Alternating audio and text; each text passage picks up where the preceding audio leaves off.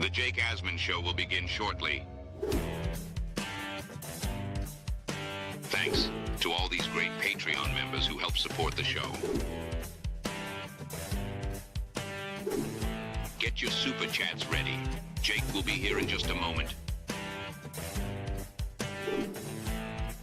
If you love the New York Jets, this is the place to be.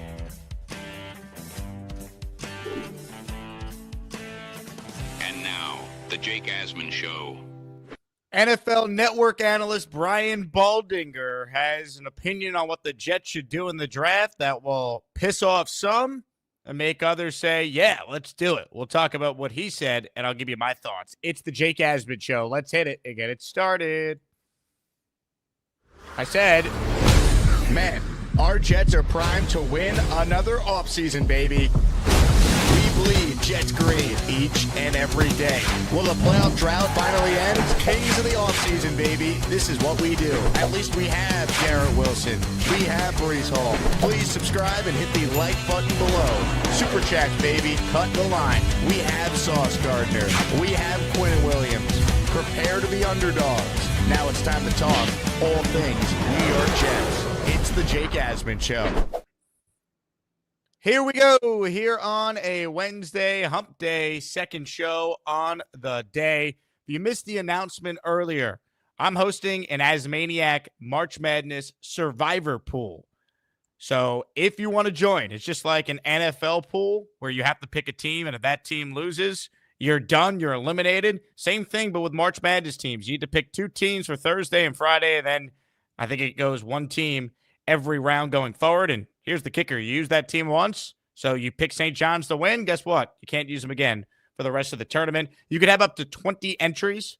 It is $25 per entry. More people we get, the more money in the prize pool, and it's through the same company that we're using for ASMANIAC Madness as far as the layout, and it's super easy. So I posted the link in the live chat. It's in the description as well if you want to join, but go quickly because tournament starts tomorrow at noon Eastern. All right, some programming notes. Tomorrow, we're only going to be having one show. That is because I am filling in for Michael K tomorrow now on ESPN New York. I just found that out this afternoon. So I'm hosting on ESPN New York tomorrow from 1 to 3, and then I am going to be making an appearance at a watch party for March Madness. So if you're in the New York City area and you want to get out of work early or just skip work altogether and watch the games with me, join me at HF Markets, 230 Park Ave, this upcoming Thursday. That's tomorrow, 4 o'clock to 6 o'clock. I'll be hanging out there watching the NCAA tournament games with Team ESPN. You'll get a bunch of free swag if you show up. So, 1 to 3, ESPN New York filling in on the Michael K Show. And then 4 to 6, come watch March Madness with me. We will have a show in the morning. Matt O'Leary will join us in his weekly spot. With that said, let's talk about the Jets, shall we? Brian Baldinger was a guest on the Insiders on NFL Network yesterday, and he was asked what he would do if he were the Jets with that number 7 pick. Here's Baldy breaking it down. I can't show you the video because YouTube will flag it. But here's Baldy from that same clip breaking down what he thinks the Jets should do with that number 7 overall selection. I think the Jets have to fix this offensive line once and for all, Tom. They drafted Olu Fashanu last year. They picked up John Simpson in free agency. They drafted Joe Tippmann 2 years ago. Ali Vera Tucker showed you he could stay healthy. It looks to me like there's a giant hole at right tackle, and it has been there for a while. To me, you look at what this Missouri offensive tackle right here can do when you look at Armand Membu, what he did, in the combine, what he looked like at Missouri. He looks like a plug-and-play right tackle. You get big, you get athletic, you put the line in front of Justin Fields. He's never really had that before, that luxury of playing behind a talented young offensive line. I think Tanner Engström, the new offensive coordinator here, coming from Detroit, remember when Detroit said, we're taking Penei Sewell? And it was the right pick. They could have gone up wide receiver. They could have gone splash player. They took Penei Sewell. He fixed that offense line. Detroit has been humming since Penei's got there in offense. I feel like this is what the New York Jets need to do right here. Fix the line once and for all the way Detroit did, and then you can really put your offense together and all the little things that we saw Ben Johnson do in Detroit, I think some of those things could transfer to the New York Jets. So I see what Baldy is saying. And look, if the Jets went offensive lineman, right, they took Membu at 7. You can't argue that they reached on a player, or you can't argue that they didn't feel a need.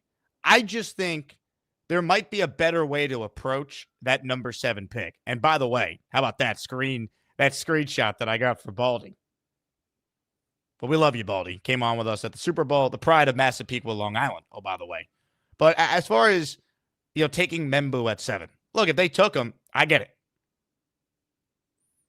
Membu has had a really good offseason as far as his testing numbers, the height, the weight, the arm length that you look for in a prototypical tackle. He truly is a right tackle, and right tackle is a need. But you took Olu Fashanu last year. You have John Simpson for another year under contract. You have Joe Tippmann as your center. You have AVT going into a contract year. Are we sure taking Membu is the smartest pick to make when I believe if you're just looking for a right tackle, you might be able to find a right tackle on day 2 or day 3 that could start?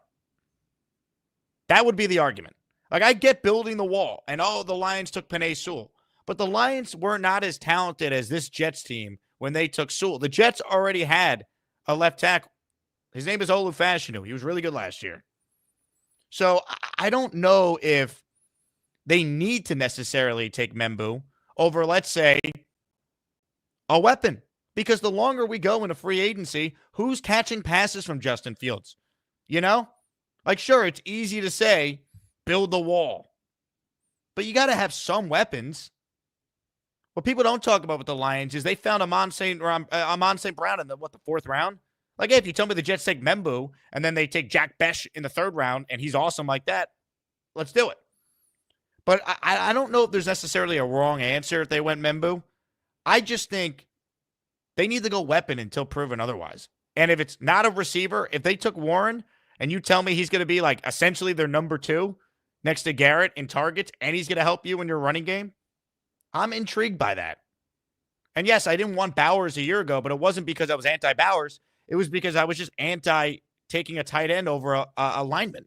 They needed a left tackle. And thank God they have Olu now.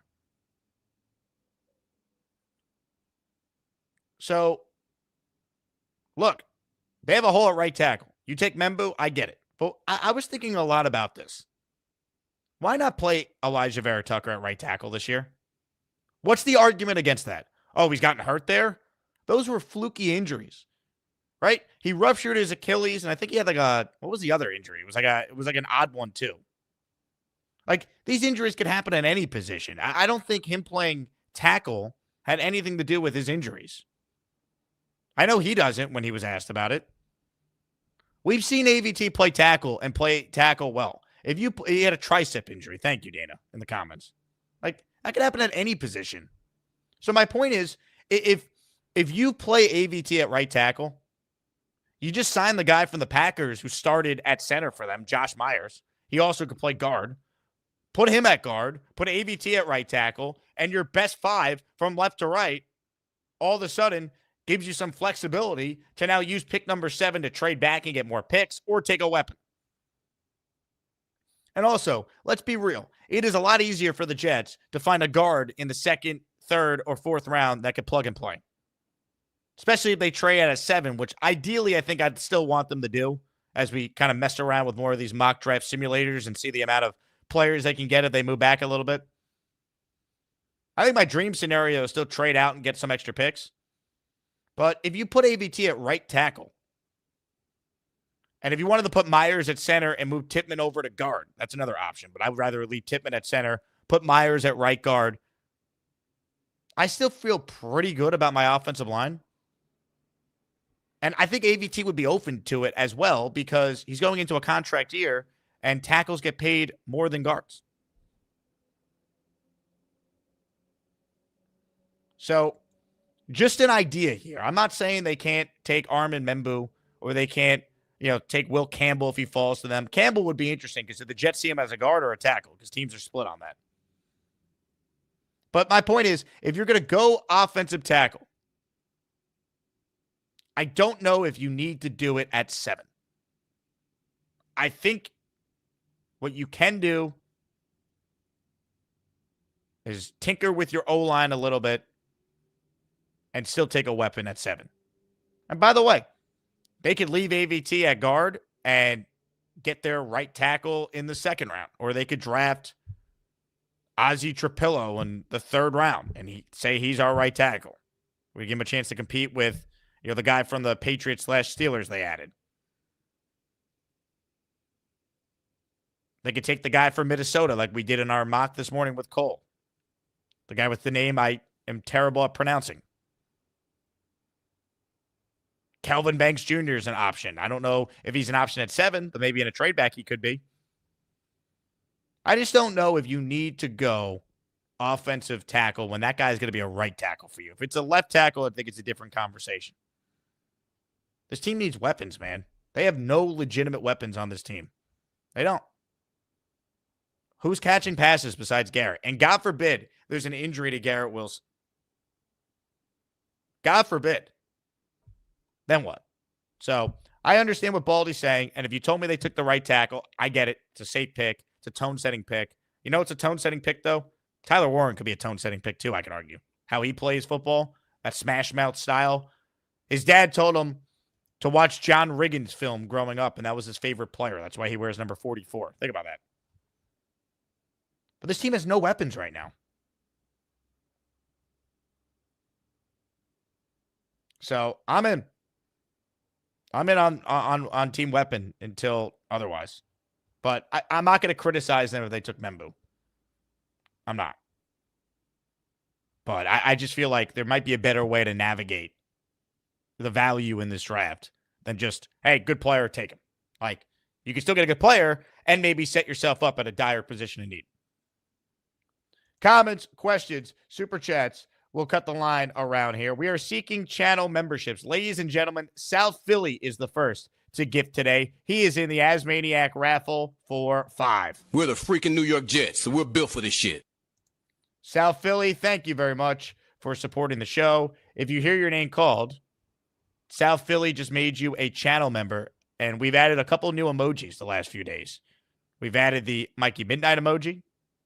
We added the Dave Briga emoji. And Snowball, who's competing in ASMANIAC Madness coming up here, he made a Jake Asman Bitmoji emoji. So check that out.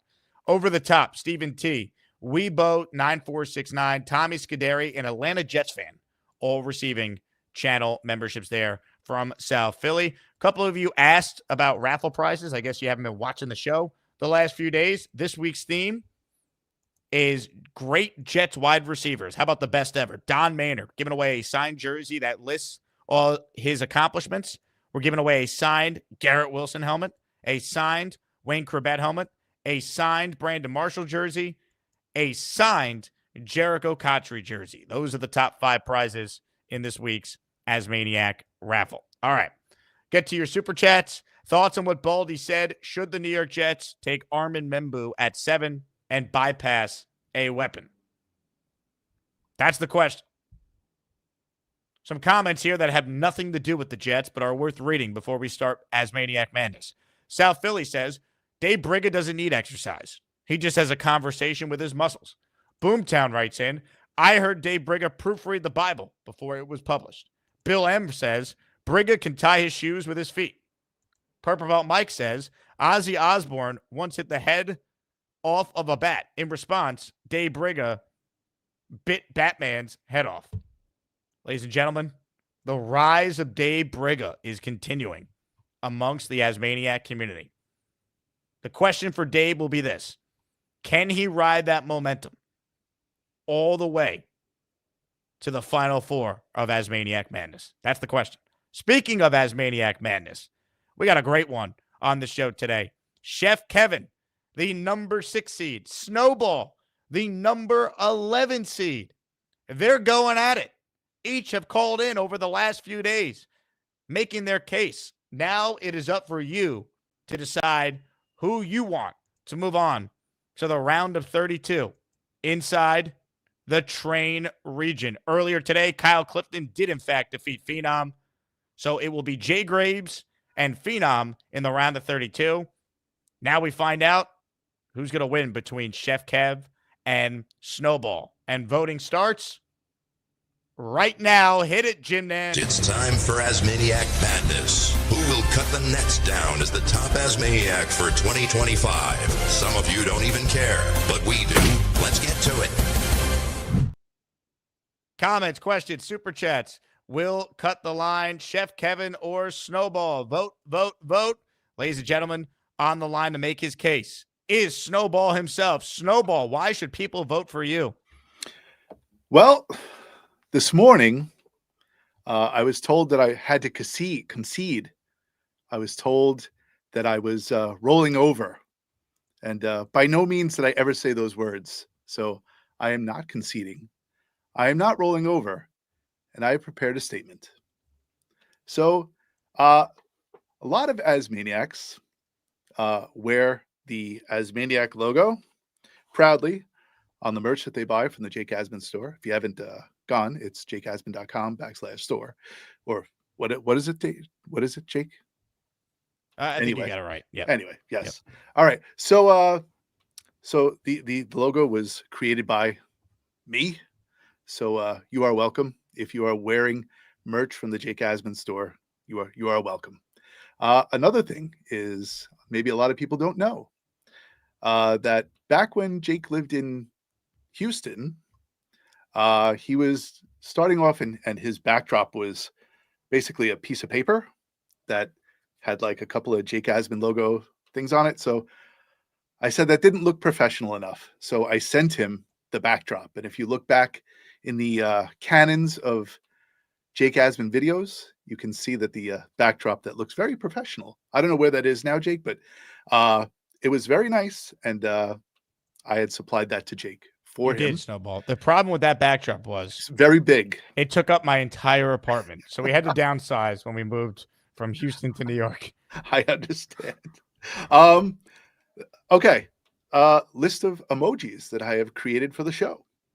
And I'll go through a list. Bonesy, twice. Dre, twice. Neil, Johnny Boy, Lowski, Zach Wilson, twice. Aaron Rodgers, twice. The Lombardi Trophy, Garrett Wilson, Sauce Gardner, Aaron Glenn, twice. Justin Fields. And two that I am very proud of, the Keith Best emoji and the big fella emoji. So those are emojis. I went through the logo. I went to the 4% logo. And so those are things that I've contributed to the show. And also, in addition, places that I have gone to visit Jake and participate in ASMANIAC Madness. Places such as the Main Event on Long Island, the Hicksville meetup during the summer. Don Jose traveled quite a bit to go to that one. T-Squared, the Knicks game this Saturday, and the draft party I've already signed up for. So I've done quite a lot.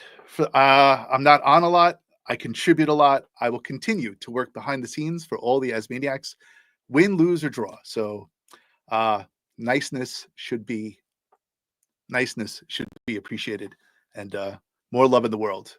And if I go up against Bonesy, I'm not looking to Bonesy yet. I have not overlooked Chef Kevin because he is a formidable opponent. So that's all I have to say, Jake. That's my case. I have not conceded and I have not rolled over.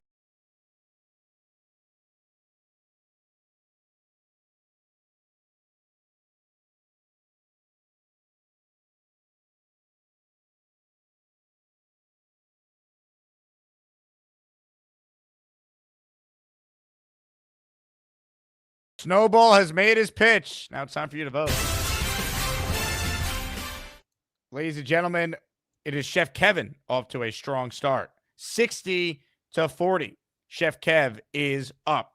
But as we know on this show, it ain't over until either Charles Gorman farts or wipes his derriere on the air. Charles, are you still there? Yeah, I'm still there. I'm just working my hands right now.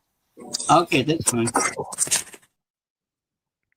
Ladies and gentlemen, a 20 spot from Mimosa. Are you kidding me? Time to grab my helmet and mess up my hair. Here we go. Get your ass off my super chats. Some of these are gifted memberships too. Hey. Ah, the hell with it.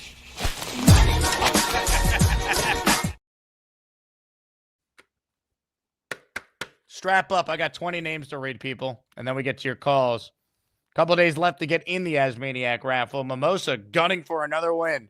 Burkinator, Limitless NYC, Back Porch Sports, Joshua Burns, Philip Hannon, Unique Islam, Sam H, Real Beats, Doug Johnson, Lucas M, Butterscotch, Semi, Jet Crazy, Steven Kinslow, Paul Nix Fan Ellis, Henry Confidential, Brantley the Beast, Victor Smith, Roy Kamoladonan, TL, all receiving memberships there from the Mimosa. Oh, let's go. All right. Comments, questions, super chats. They will cut the line. Joe Mike writes in, Membu's a stud right tackle. We could do a lot worse with that pick. Imagine 2 bookend tackles for the next 10 years. I get it. I just feel like, is that the best thing for a team that desperately needs weapons? And there might be a premium tight end there for you. The best receiver on your board. Maybe you trade out and try and get some extra picks.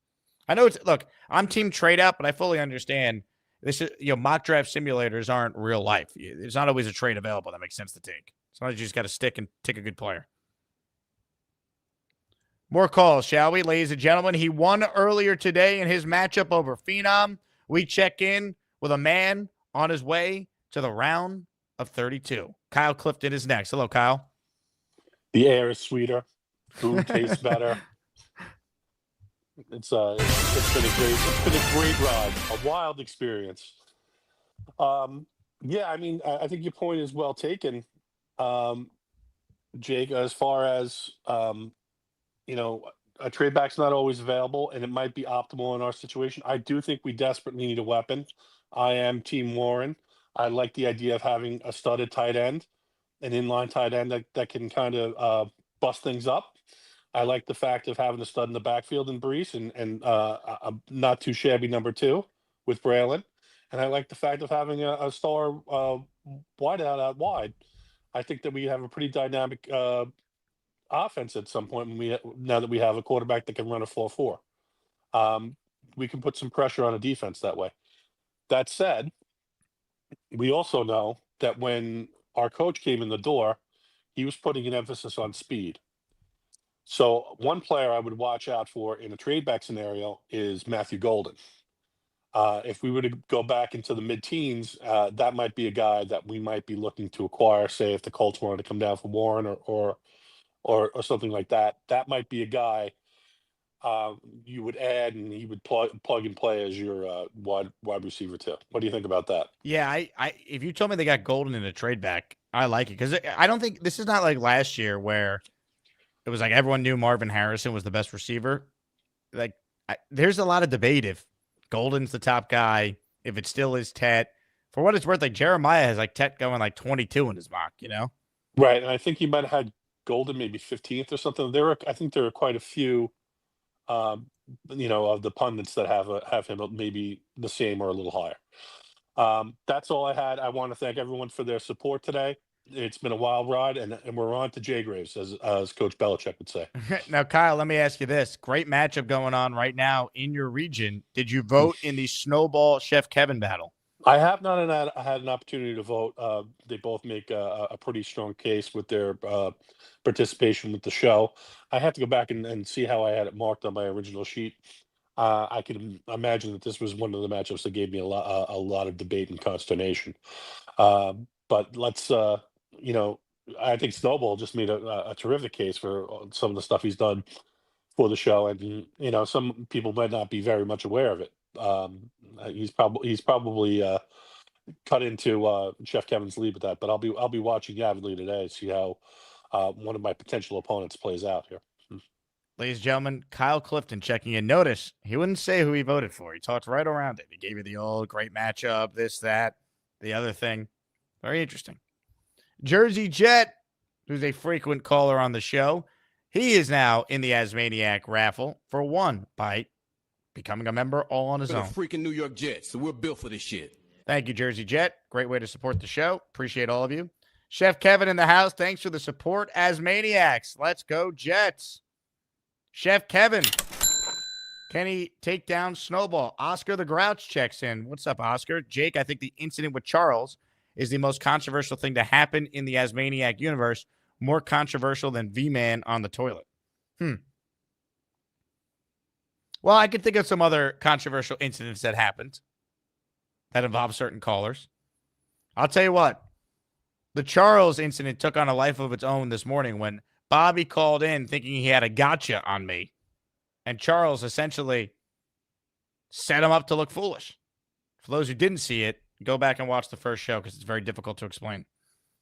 Beastbreaker writes in, did this turn into the bathroom show? Beast, I need you to get us back on track, all right? I just got a text from someone with the Jets. They're watching the show.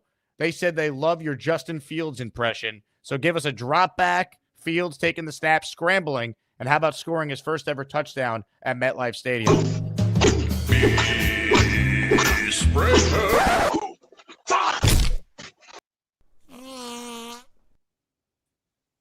Very funny, Gator. Thank you for that fart. I like that. Now, let's get into position. Shall we, ladies and gentlemen? Now, let's get the two cats going. Okay, ladies and gentlemen. Set up on 3. Sweep formation. Get out. 3. 86. 86. No reverse it. 89. 18. Go. Set hunt. Go. Yeah! Yeah! Yeah! Yeah, baby! Ah! Holy crap, here comes Beastbreaker 666. Why don't you get your fat ass on a treadmill and go the distance with me? Is that Bobby Midnight? I'm not into politics, and I already told you that. I may be big, but I'm gonna be bad enough to put you out. Beastbreaker always has some salient points. Great performance, Beast. Well done, sir. Way to get us back on track. James writes in, Jake, you don't understand football. You build up front. No, I do understand it. That's why I wanted Olu last year. I also know that the Jets have invested a lot in their offensive line with premium draft picks and free agent signings. They have no weapons right now, James. None. They have Garrett Wilson and no one else on the outside. Their tight end room has Jeremy Ruckert in it. That's it. They need weapons. They need playmakers. You don't win in the NFL without playmakers. Yeah, you need to have a good O-line and D-line. I get that. But how many teams like the Jets have an all-pro defensive tackle, a Pro Bowl edge rusher, and a 10-sack edge rusher already on its D-line? How many teams, offensive line-wise, invest a top 11 pick in a left tackle, top 45 pick in their center, AVT was, what pick was he? Because they traded up from top 15, he might have been, in their right guard? Like, you've invested a lot in your O-line. Yeah, you build up front. You could also do what other teams do and find guys on day 2 and day 3 that eventually could start for you. They need weapons. That's the point. And your dumbass can't seem to grasp that because then you bring up Aaron Rodgers being a cancer because you're saying, I want the pretty move. Now, the pretty move last year was Bowers. I wanted Olu. So a couple thoughts on this, James. 1, know the facts before you spout nonsense. And 2, please, for the love of God, never watch this show again and we will all be way better off. Now look what you've done. No more protection from the Asmaniacs. Had to pull you out of the chat and cast you down with the sodomites. Some time in here will feel like you've been run over by the lane train. You understand me? You catch my drift? Give them another 24 hours to think about it.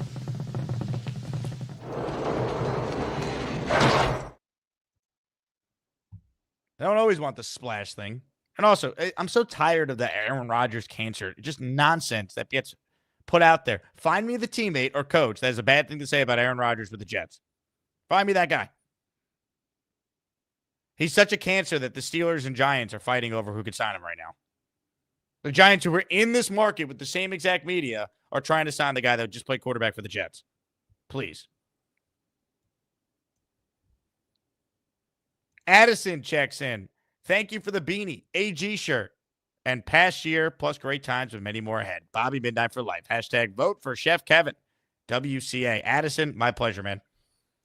Thanks for supporting the show as always.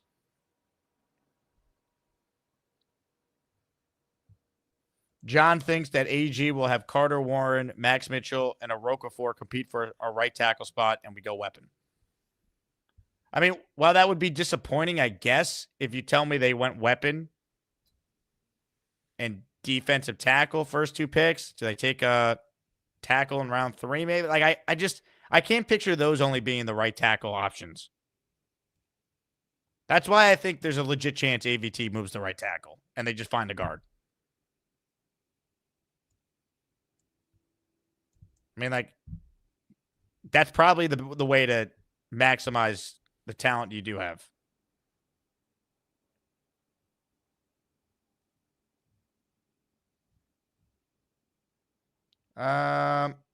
Rich is on the Membu train now. If they took him, I'm not going to sit here and say bad pick. I think he's going to be a good player. I think this team needs a weapon, man. Chino with a super chat. Gorman admitting wiping his ass is legendary. # GOAT. Look, there's a reason why he's the 1 seed, people. I feel bad for Johnny Boy. He's got to take on Charles Gorman when he's red hot. Remember, Gorman's call the night of Selection Sunday was very underwhelming. And I think that's what made his matchup with Chris G more competitive than anticipated. But I think Gorman's red hot going into this matchup.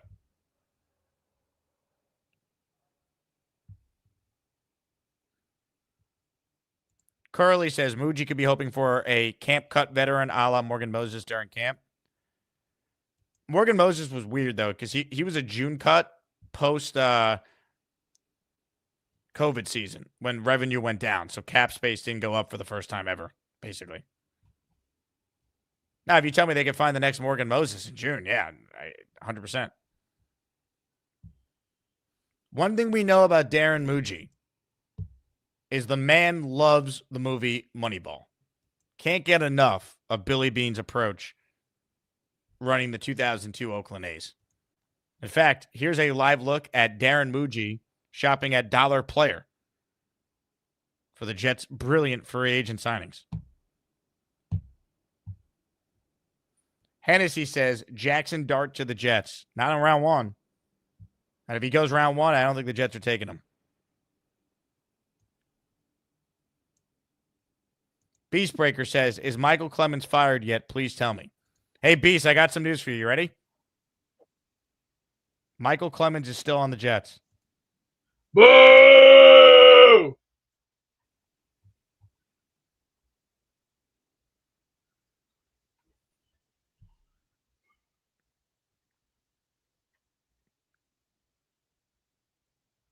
You're still on the air, Beast. Clemens needs to leave. He needs to go. He sucks. How about, hey, Dave Brigger, can you please take Michael Clemens away from this organization and give him a job at McDonald's? Maybe flipping burgers instead of him being on the team, because the guy can't cut it. He's weak, lazy, cheap, can't do a job. He can't even run. He's got 2 left feet, and he has no clue what he's talking about. Half this team is so ass backwards right now, and we're frustrated, and we're getting so angry. It's like, hello, Einstein, did we invent the wheel, or did we fall on our ass today? The man has to go. I'm sorry. And Muji, you better do your job, or I'm coming for you. Hey, Beast, have you ever done any disco with your microphone light on? Oh, no, disco, no way. I don't listen to that garbage. I listen to Alice Cooper, for crying out loud. And let me just, for the record, I like that one song that Gator did, which is One Punch Brigger. Can we play that, please? I wouldn't mind hearing that again. That was actually a good cowboy song. Good One Punch Brigger. Let's play that, please. You want to hear One Punch Brigger? Put it on. All right, Beast. I'll give you a little One Punch Brigger.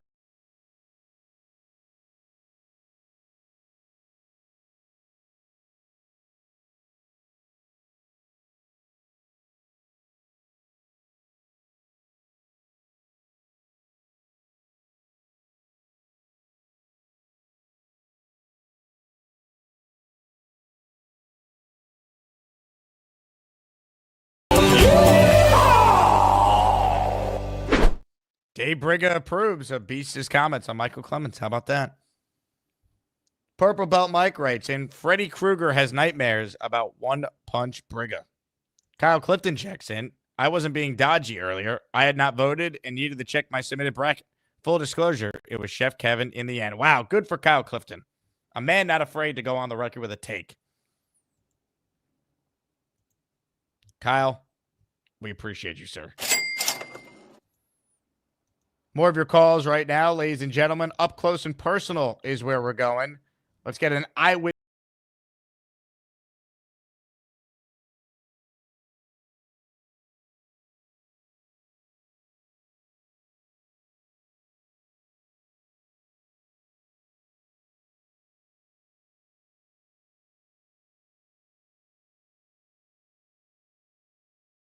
Hey, Jake. David. Hey, I've mentioned I've meant to say this about Dave Briga for a while.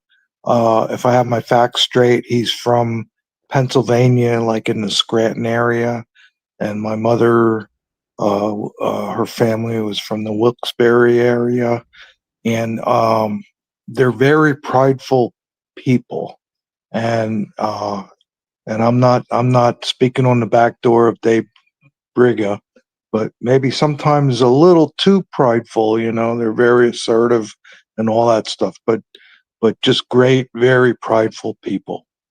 And I'm on the Tyler Warren train. I just think, especially the tight ends in the last so many years. I mean, where were they? And he could be a breath of fresh air. Sometimes it could be a crapshoot. And if they do take the offensive lineman, I'm good with that.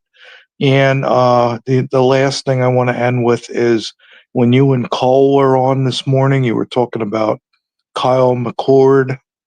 And so I dropped away from your show and I put the highlights on from him. Of course, they're going to show all the highlights, but how gullible I am and I need to lean on you experts. I'm like, oh my God, this could be the next quarterback of the future. So that's where I'm at. Well, David, I'll tell you what. As always, thank you for calling in.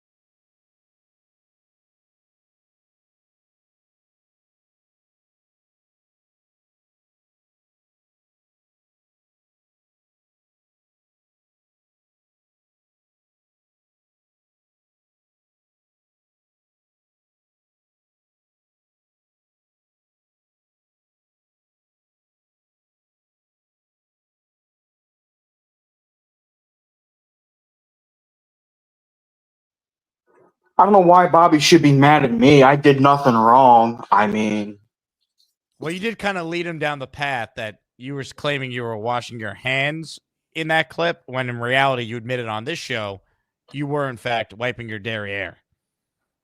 Thank you. You're playing with your derriere? I wasn't. My mother is coming up. You're on the phones? Yeah, hi, Mom. Everyone says hi. I wasn't watching a cartoon.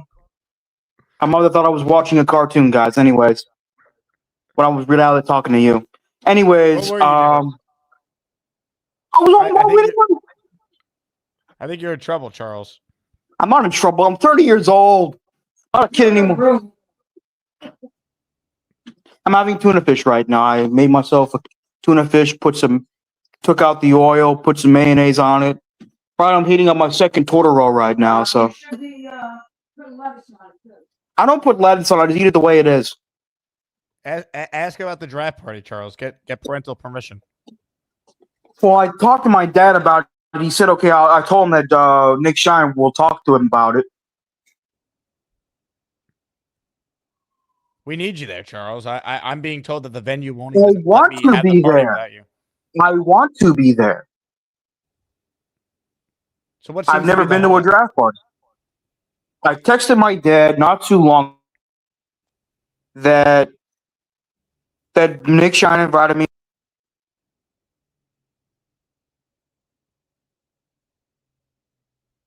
Charles? Yes. You froze for a second there. I didn't freeze. Paolo writes in, Jake, I just came on. Did Charlie wipe his hand or ass? It was confirmed to be ass on the first show today, folks.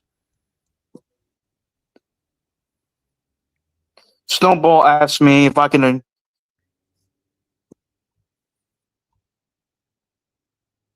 Charles, what's going on with your internet here? Nothing, everything's fine. It's just that Snowball just messaged me on Discord.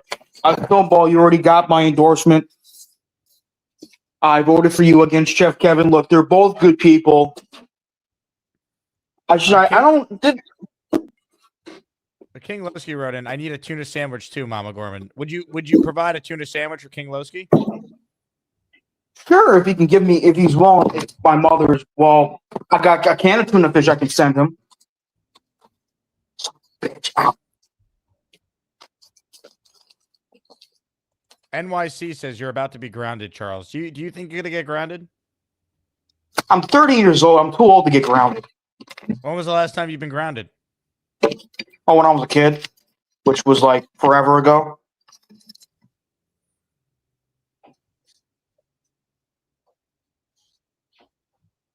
But I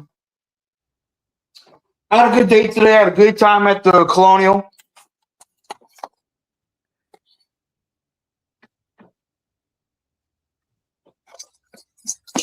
See, you got tuna fish I made for myself. What's up with your internet being so blurry, Charles? I don't know. David says Gorman apologized to Bobby. You did kind of mislead Bobby. You thought he had a gotcha moment at me, and I put him in his place. Really, because you basically misled him.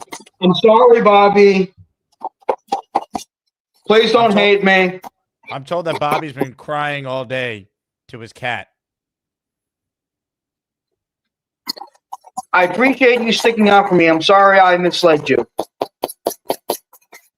Tom Ace wants to know what happens if Charles violates the Gorman house rules. I will probably get scolded by my parents, but I wouldn't get grounded. Michael wants to know what brand of tuna do you like best? I do like, I'm using Chicken of the Sea right now. I do like the Star-Kissed one. That's fine. Hey, Charles, I have a surprise for you on the other line, all right? Is it Bobby? Gentlemen, after this clip plays, we say hello to a dear friend of this program. Ladies and gentlemen, it's time.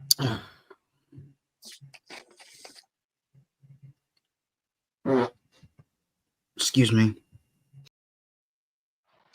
Hey, Charles, I need that tuna, son. Yeah, I came for it. I'm on your ass, Charles, and I ain't talking about your hand. I need that tuna, Charles. Where's your mama's tuna fish? I need it. I need a sandwich right now.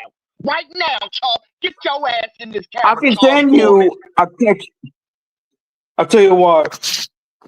Are you going to be at the draft party? Now, Charles, you know damn well I ain't gonna be at no draft party. I live in Atlanta, Georgia, Charles. But I come. Oh shit! I didn't know you live in Georgia. Fly for your mama's tuna.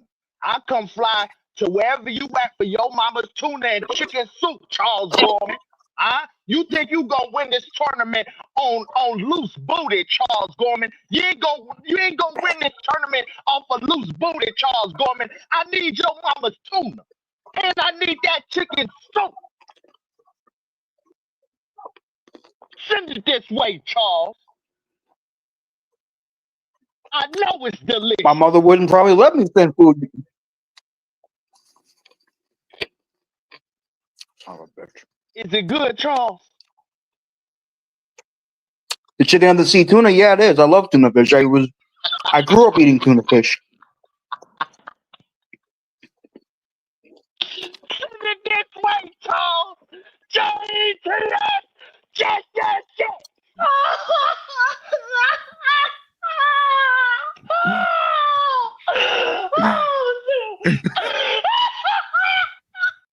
I'm glad you're enjoying your meal, Charles. Having some seltzer too. We don't have soda in the house at the moment. Really? All right. Well, you enjoy your tuna and hold on a moment. I was also gonna say, I know David T. Huge shout out to him. I was talking about he would love to take Tyler Warren. I would love him too. I've been a Tyler Warren fan for quite some time. Ever since I saw him play against Boise State. Yeah, I think that was Boise State. Yeah. I would mind him or Membo from Missouri. Excuse me. Thank you for burping. Dave Brigga says, Charles, get skipjack tuna. There's less mercury.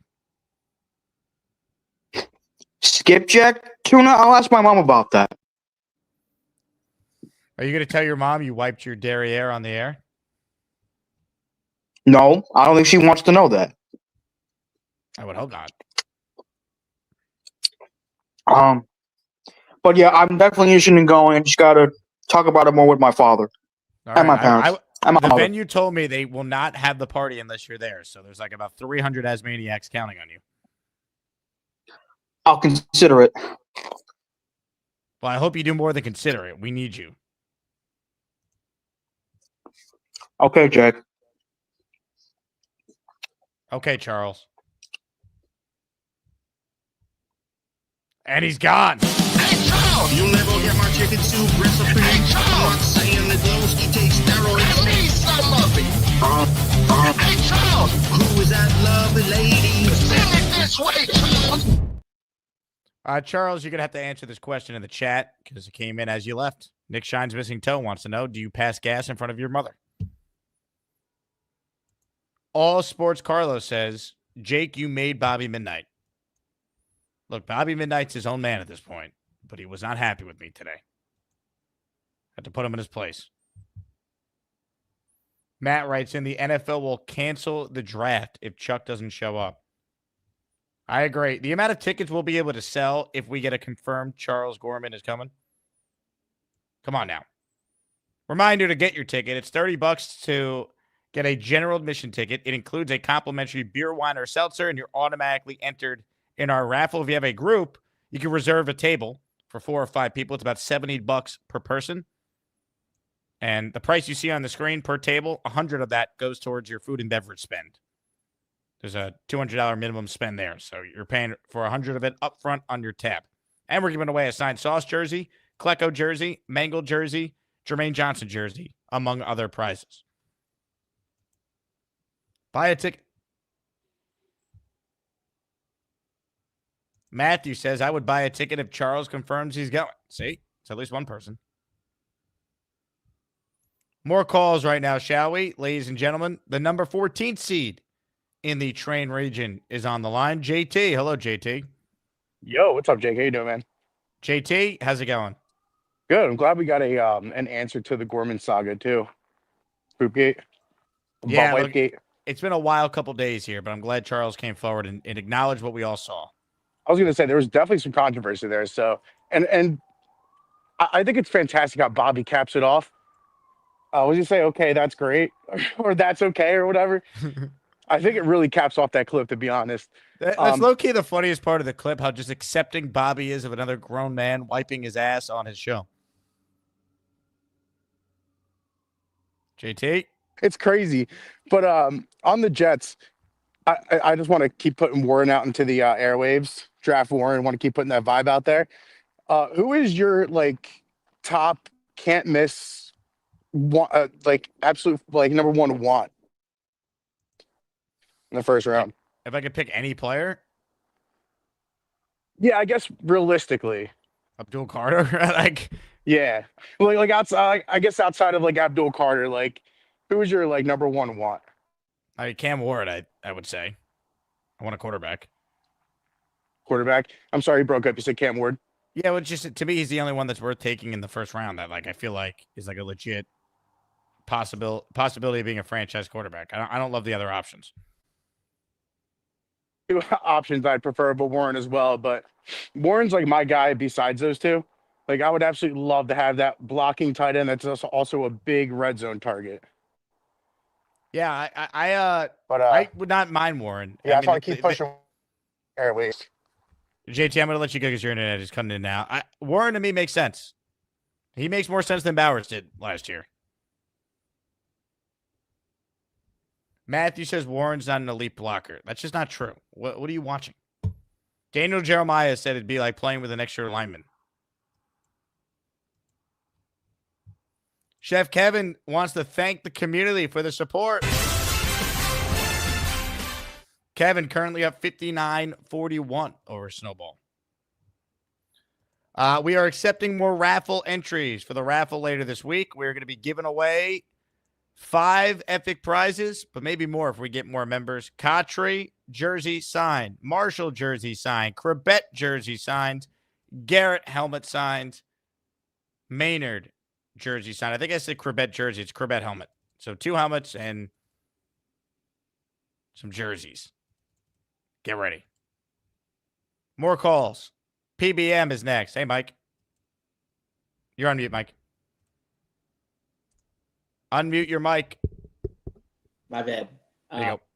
I'm still laughing at Lowski. I need your mom's tuna. That is funny. Gator's going to have fun with that one. That's really funny. But yeah, to that dude in the chat, Warren 100% is an elite blocker. Day one impact. Day one impact. He will put linebackers into the 3rd level. So I don't know what you're watching, what tape you've seen, but fake news. He's elite at blocking for sure. Day one impact. And that's who I want. Big boys and Warren, baby. Big boys and Warren. Big boys and Warren. Yeah. Defensive tackles, the ones that we got are not good. They're rotational pieces. Shouldn't say they're not good, but they're rotational pieces. They're not a guy next to Quinnen. Need a guy next to Quinnen, and Warren's a good weapon. Do you go by the name Purple Belt Ute now? Addy, I like that. Yep. Question for you, Mike. I know you said you were out of the area for the draft party, so you can't make it, but you'll be at our Knicks event Saturday, which is awesome. But let's say, hypothetically, Charles Gorman committed to the draft party. Would that increase your chances of canceling wherever you're going to be and joining us? No. Okay. Yeah. I tried. Love Gorman, but it ain't up to me.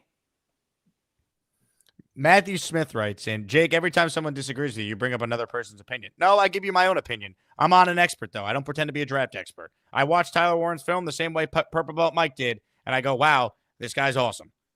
He's the best blocking tight end by far in the draft, and probably in the last 5-6 years. So I literally watch for myself, but I'm not a scout. Jeremiah is. He's worked in NFL front offices. He's to me, the best guy out there. And his words were, Warren is like having another extra offensive lineman out on the field. So don't tell me that me reciting Jeremiah's opinion to back my own opinion somehow makes my opinion invalid. In fact, it probably enhances it. Have you ever watched a game where Warren got beat? He's gotten beat a few times, but for most of the game, he's winning. He's missed a couple blocks all year. How is he not elite at blocking? The amount of blocks that he missed, you can count on one hand. I don't understand how that's not elite. His tape proves it.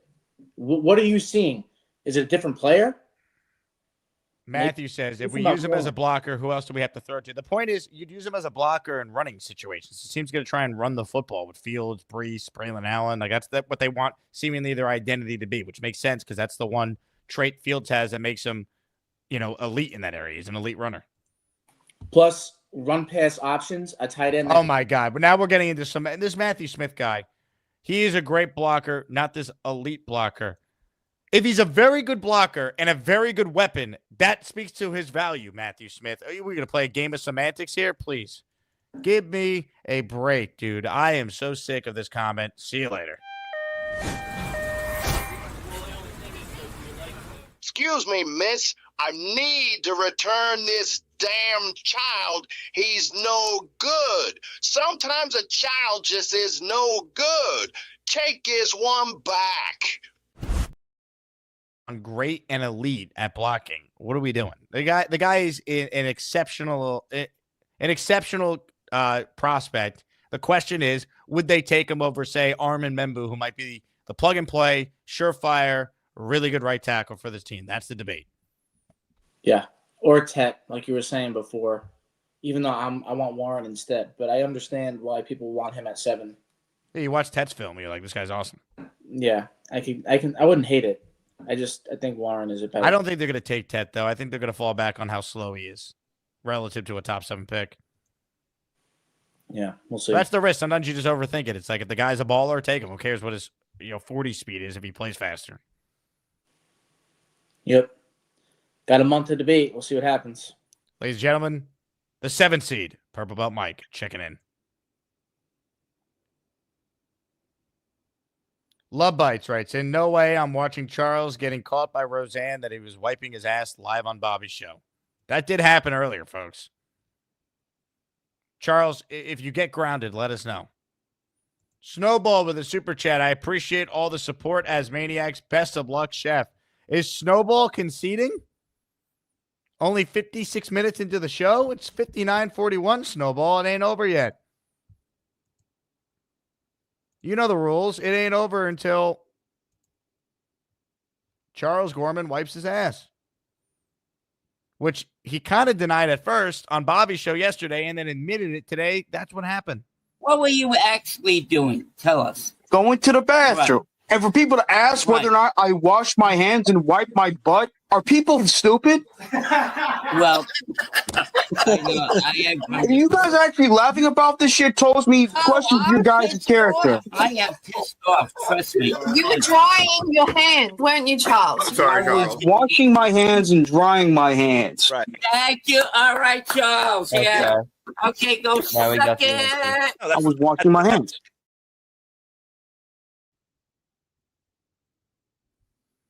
He washed his hands, but in that clip, he was wiping his rear end. But Bobby, thinking that he had a gotcha on me, called in today on the first show and was ragging on me for being obsessed with that clip, saying, and he wasn't even wiping his ass. And it turns out he was.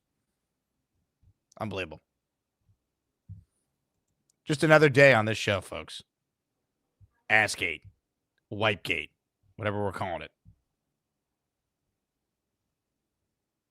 Roseanne writes in, loose booty Gorman better wash his hands with bleach afterwards. Loose booty Gorman, says a member of the 4.5% female demographic.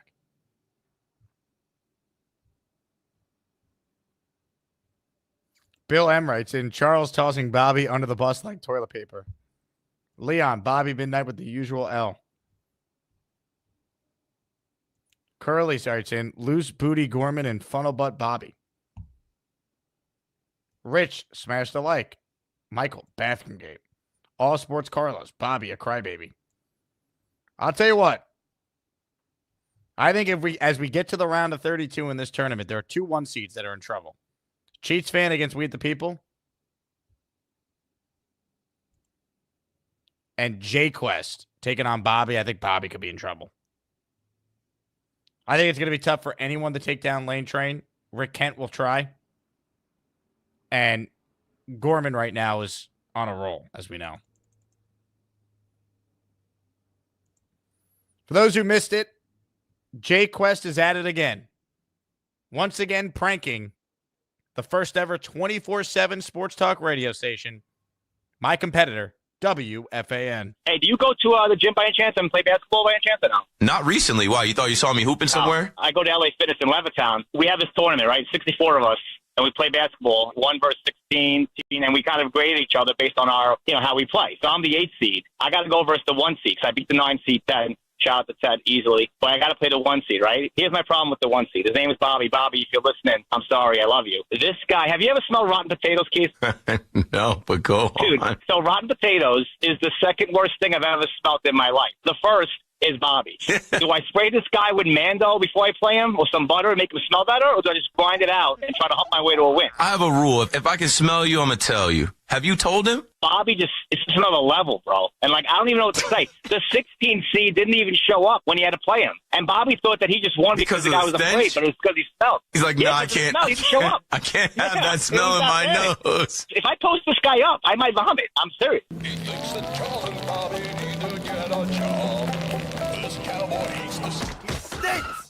It's 10 times worse than rotten potatoes. Thanks for the call, Lane. There's enough humans that smell like rotten potatoes on the subway. I mean, look. J-Quest is coming in red hot.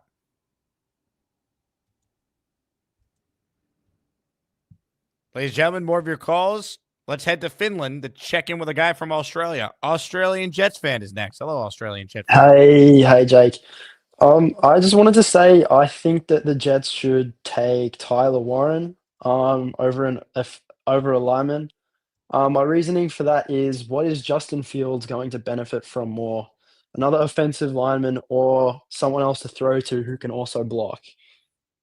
Yeah, fair point. And also with Fields, you know he's mobile. So if your right tackle isn't perfect, it's not like with Rodgers, the play's cooked because he can't move. Like Fields is at least athletic to escape a little bit. And like, I think the general consensus is that Fields is not going to be the franchise quarterback. So I still think that we have multiple years, to build an offensive lineman from when we find that franchise quarterback. So I think that getting a weapon is going to benefit us a lot more now than it is getting another lineman. Yeah, I think that's fair. I mean, they have no weapons right now. Like Alan Lazard is still on this team, but like that stinks. Tyler Johnson, are you kidding me? Like they visited with Rondell Moore. I mean, he's 5'7" and has struggled to be healthy lately. Like that's not a legit option. They don't have any playmakers. At this point, I'm waiting on a call, man. Look, if you're athletic, you can go out there. I mean, I'm all for it, man. I mean, the Jets saw Beastbreaker do what he was doing. They're giving him a shot. I've never played gridiron football in my life, but like if the Jets are down bad, I'll do it. Is that what they refer to the NFL as in Australia? They call it gridiron? Well, they normally just call it NFL. No one really calls it football because we have our own football here. Yeah, that makes sense. You got to say NFL. Yeah. Well, I'll tell you what, Australian Jet fan. I like your ideas, all right? Also, if I'm correct, Charles was talking about getting back into the dating scene, was he not? He was, yeah. We haven't gotten an update on that one yet since. My number one piece of advice to him is don't wipe your ass on the air if you're, trying to find a girlfriend. It's not the best tactic. You think? I don't think it's the best tactic, no. I think you might be onto something. Charles, are you still there? Yeah, I'm still there. I'm just working my ass right now. Okay, that's fine. Some salient points there. You got to love the way the Australians say the word ass as well. Arse. Sarah checks in. Great advice from Aussie Jets fan. Sarah, can you call in? I'd love to talk with you about some dating advice for Charles.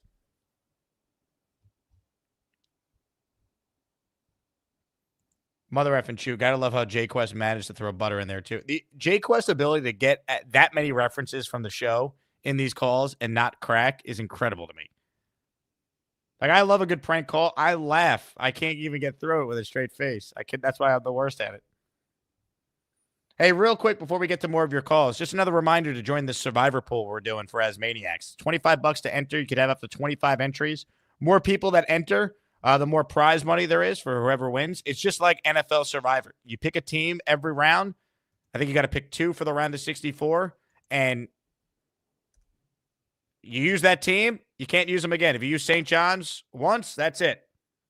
And last person standing wins. So obviously, March Madness, there's upsets. You got to be strategic. can't just take all the 1 seeds and then you might be cooked at the end of the tournament. So there's a game within a game to it. Should be fun. First time we're doing it. So instead of your usual March Madness pool, we have a Survivor pool for those of you who want in, but you better join. You're running out of time. I believe, as it says on the screen, the entry deadline is 10 p.m. tomorrow night, because that's when the last of the games tomorrow tip off, because you got to have a Survivor pick for Thursday and Friday.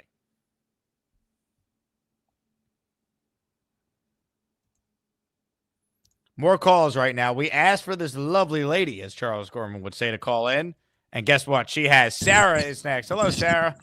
Hello. I got to be quick because I'm just pulling up to a hospital. But yes. Hello, everybody. Hello, Sarah. All right, let's get right to it because time is limited. When you saw Charles Gorman wipe his derriere, from a woman's perspective, what was going through your mind? Honestly, I had his back to begin with, and I thought that he didn't wipe his ass. So I was quite surprised when I found out that he actually, in fact, did wipe his ass. So I got to agree with the Aussie Jets fan here. Charles, probably not the best move when you're trying to get some dates with some Sheilas, as we call them down under. But yeah, I mean, each to our own. At least he's comfortable in his own body I wouldn't recommend it, but yeah. All right, so some dating advice for Charles, Sarah, from your perspective. What does Charles need to do to woo a woman? Well, I'm a sucker for flowers. Buy her some flowers. Open the door for her. Pull her seat out. All of those gentlemanly things. What would you do, Jakey boy? How do you woo women? Well, the last time I was talking to Charles about this, I believe Gary was on the air, and we were trying to come up with a good spot for a first date for him. And I said he's got to do something easy that's not too formal. Like, hey, go somewhere for drinks. Go somewhere nice and casual and just relax and don't be so uptight. Yeah, I agree. Not dinner, because then you got to eat while you're getting to know one another, and sometimes that can be off-putting. So yeah, some nice casual drinks. Make sure you shower, put on a bit of aftershave, comb your hair a little bit. Do you think Charles will shave the neck beard before his first date? Maybe not. Interesting. It gives him that ruggedness. I prefer a little bit of ruggedness rather than clean shaven. So I see.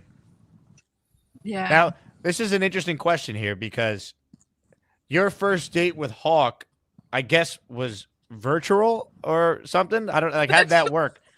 Yeah, when you met I him. know. Okay, so ignoring that aspect, because that's not really a first date, but your first in-person date with Hawk, where did you guys go? What did you do? Where did we go? I think we just went out for dinner. Can we include a double date? So with Mrs. Craig and Craig? Sure. So that was the first time? Yeah. I love it. That was that night. Yeah. And what did Hawk do on that date that you remember that really stuck out? What could Charles learn from Hawk? Besides from being himself, his amazing self, he paid, which was really nice. What a gentleman. What a gentleman. Dave Briga has weighed in, Sarah. Charles' best dating spot would be taking his girl to the movies and sharing his buttered popcorn. Here's the problem, Dave. Movies could be tough, though, because if it's a first date, you're not really talking to them, right? I mean, you're just watching a movie. So how are you getting to know that person if there's just a movie playing? Did we lose Sarah? Dave, did you one-punch Sarah? Jeez. What happened to Sarah?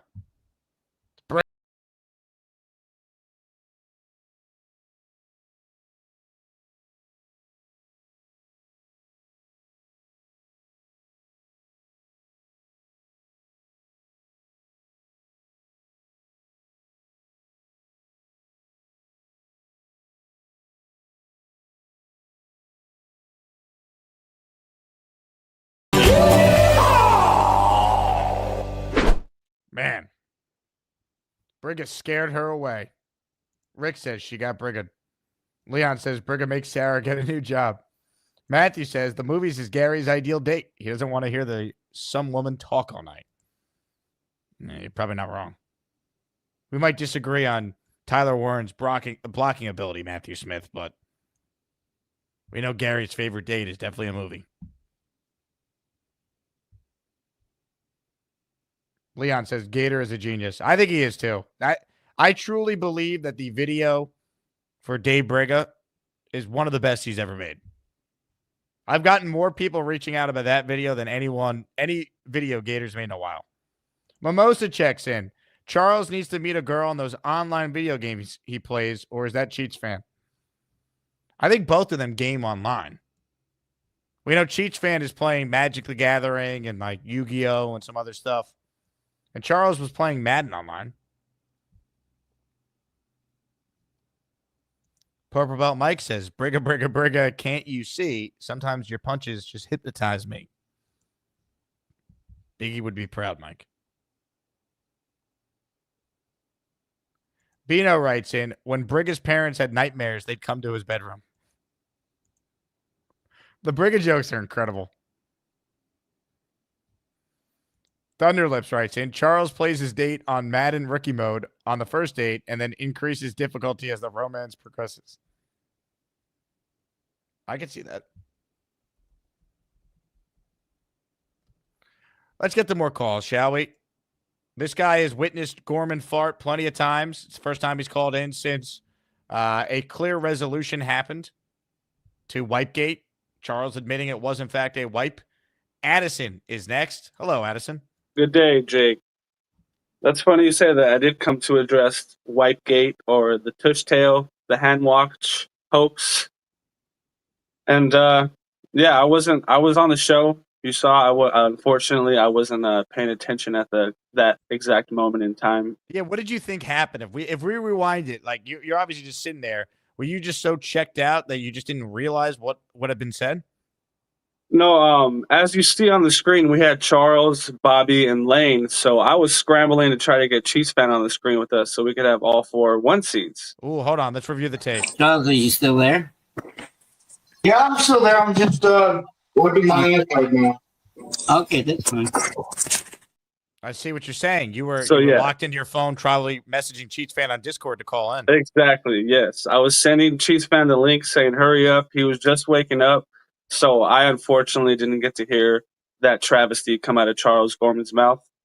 But some of us do believe in getting even and an eye for an eye, even though that does leave the world blind. But I think it's only right that Charles allows Bobby to go on his show and wipe his ass now. Great point. Great point. I support that. Yeah, I mean, I feel like a lot of people would support that. And we all want peace and tranquility amongst the Asmaniac community and all the other communities that come along with it.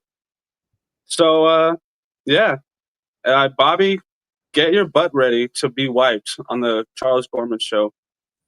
A wipe for a wipe is what they're calling it. Hell yeah, Boomtown. Hell yeah. Addison, before you go, can you show off the AG shirt that I sent you? Because it looks good on Oh, yeah, this thing right here.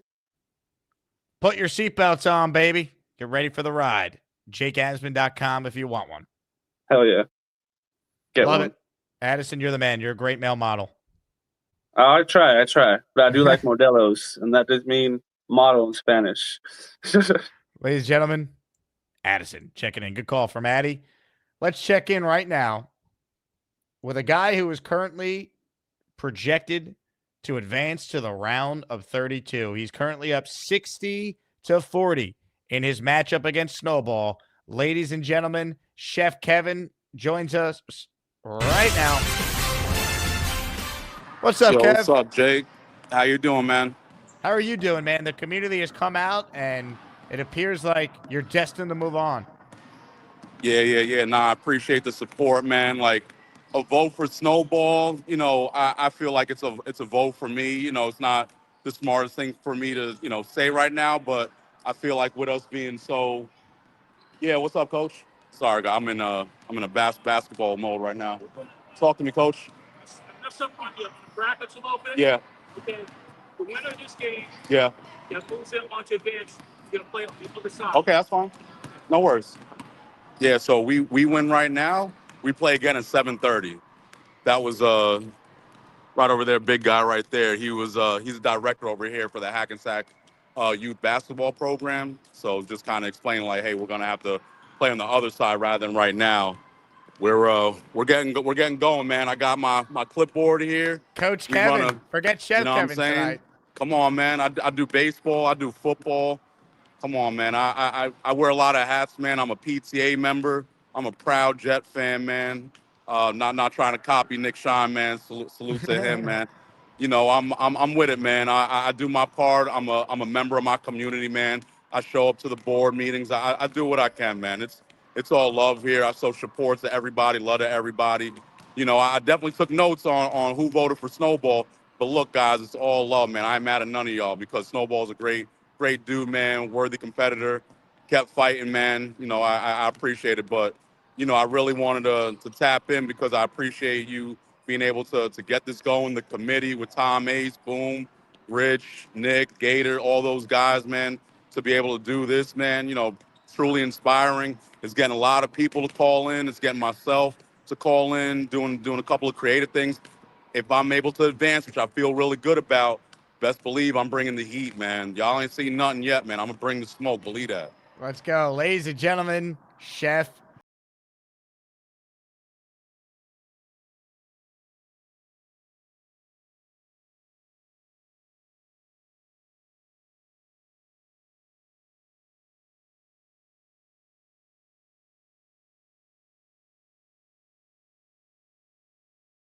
What a call from Chef Kevin. Look, this is a tough matchup because both are great callers, but it's only going to get harder as we get to the round of 32. Tomorrow on the show, we got the 3, Mr. Bonesy, and JT, the 14. It's our only show on the day. I'm filling in for Michael K tomorrow on ESPN New York from 1 to 3. And then I am hosting a ESPN watch party for March Madness. So you can come hang out with me from 4 to 6 if you're in the New York area. 230 Park Ave. All the info is on that flyer there. HF Markets is where we're going to be. They'll have all the games on. There'll be food and drink specials. It's going to be a blast. So tomorrow morning at 9 a.m., I'm live with Matt O'Leary. Then 1 to 3 tomorrow, I'm hosting on ESPN New York. And then 4 to 6, I'm hanging out with all of you watching March Madness. So what's better than that? Nothing. You know, honestly, the only thing that might be better than that is Big Fella laying on his bed. Hello, Big Fella. Hey, man. How are you? It's a nice bed. You know, it's very comfortable. With all this Charles talk, I wanted to advocate for his opponent, Johnny. Okay, because Charles has been taking over the airwaves lately, and I gotta give props to my man Johnny. He's a great dad. He's a great caller. He's on a bunch of different shows, and he always brings it. He's smart, and you know, even yesterday he was feeding his beautiful daughter Addison on the Bobby Midnight show. That's how in tune he is with the community. So I think it's going to be closer than what everybody thinks. Well, here's the thing, Big Fella. I'm not saying this is me, but some are speculating your support behind Johnny is so hopefully he defeats Gorman. So then if you could get by JJ, you have an easier path to the Elite Eight. Listen, if Johnny wins, I'll be happy, but I got something for Gorman's ass. I'm telling you right now. if I get past JJ, who's going to be very tough to beat, I have something planned, and it's y'all are just going to have to wait and see because it's something I've never done before. So we will you guys will have to wait and see what it is. Ladies and gentlemen, your opponent has called in. He is on the line. JJ, are you there? Yeah, I'm there. What's up? Something we've never seen before. You're gonna get up out of bed and walk. Exactly. I'm gonna get out of bed and walk.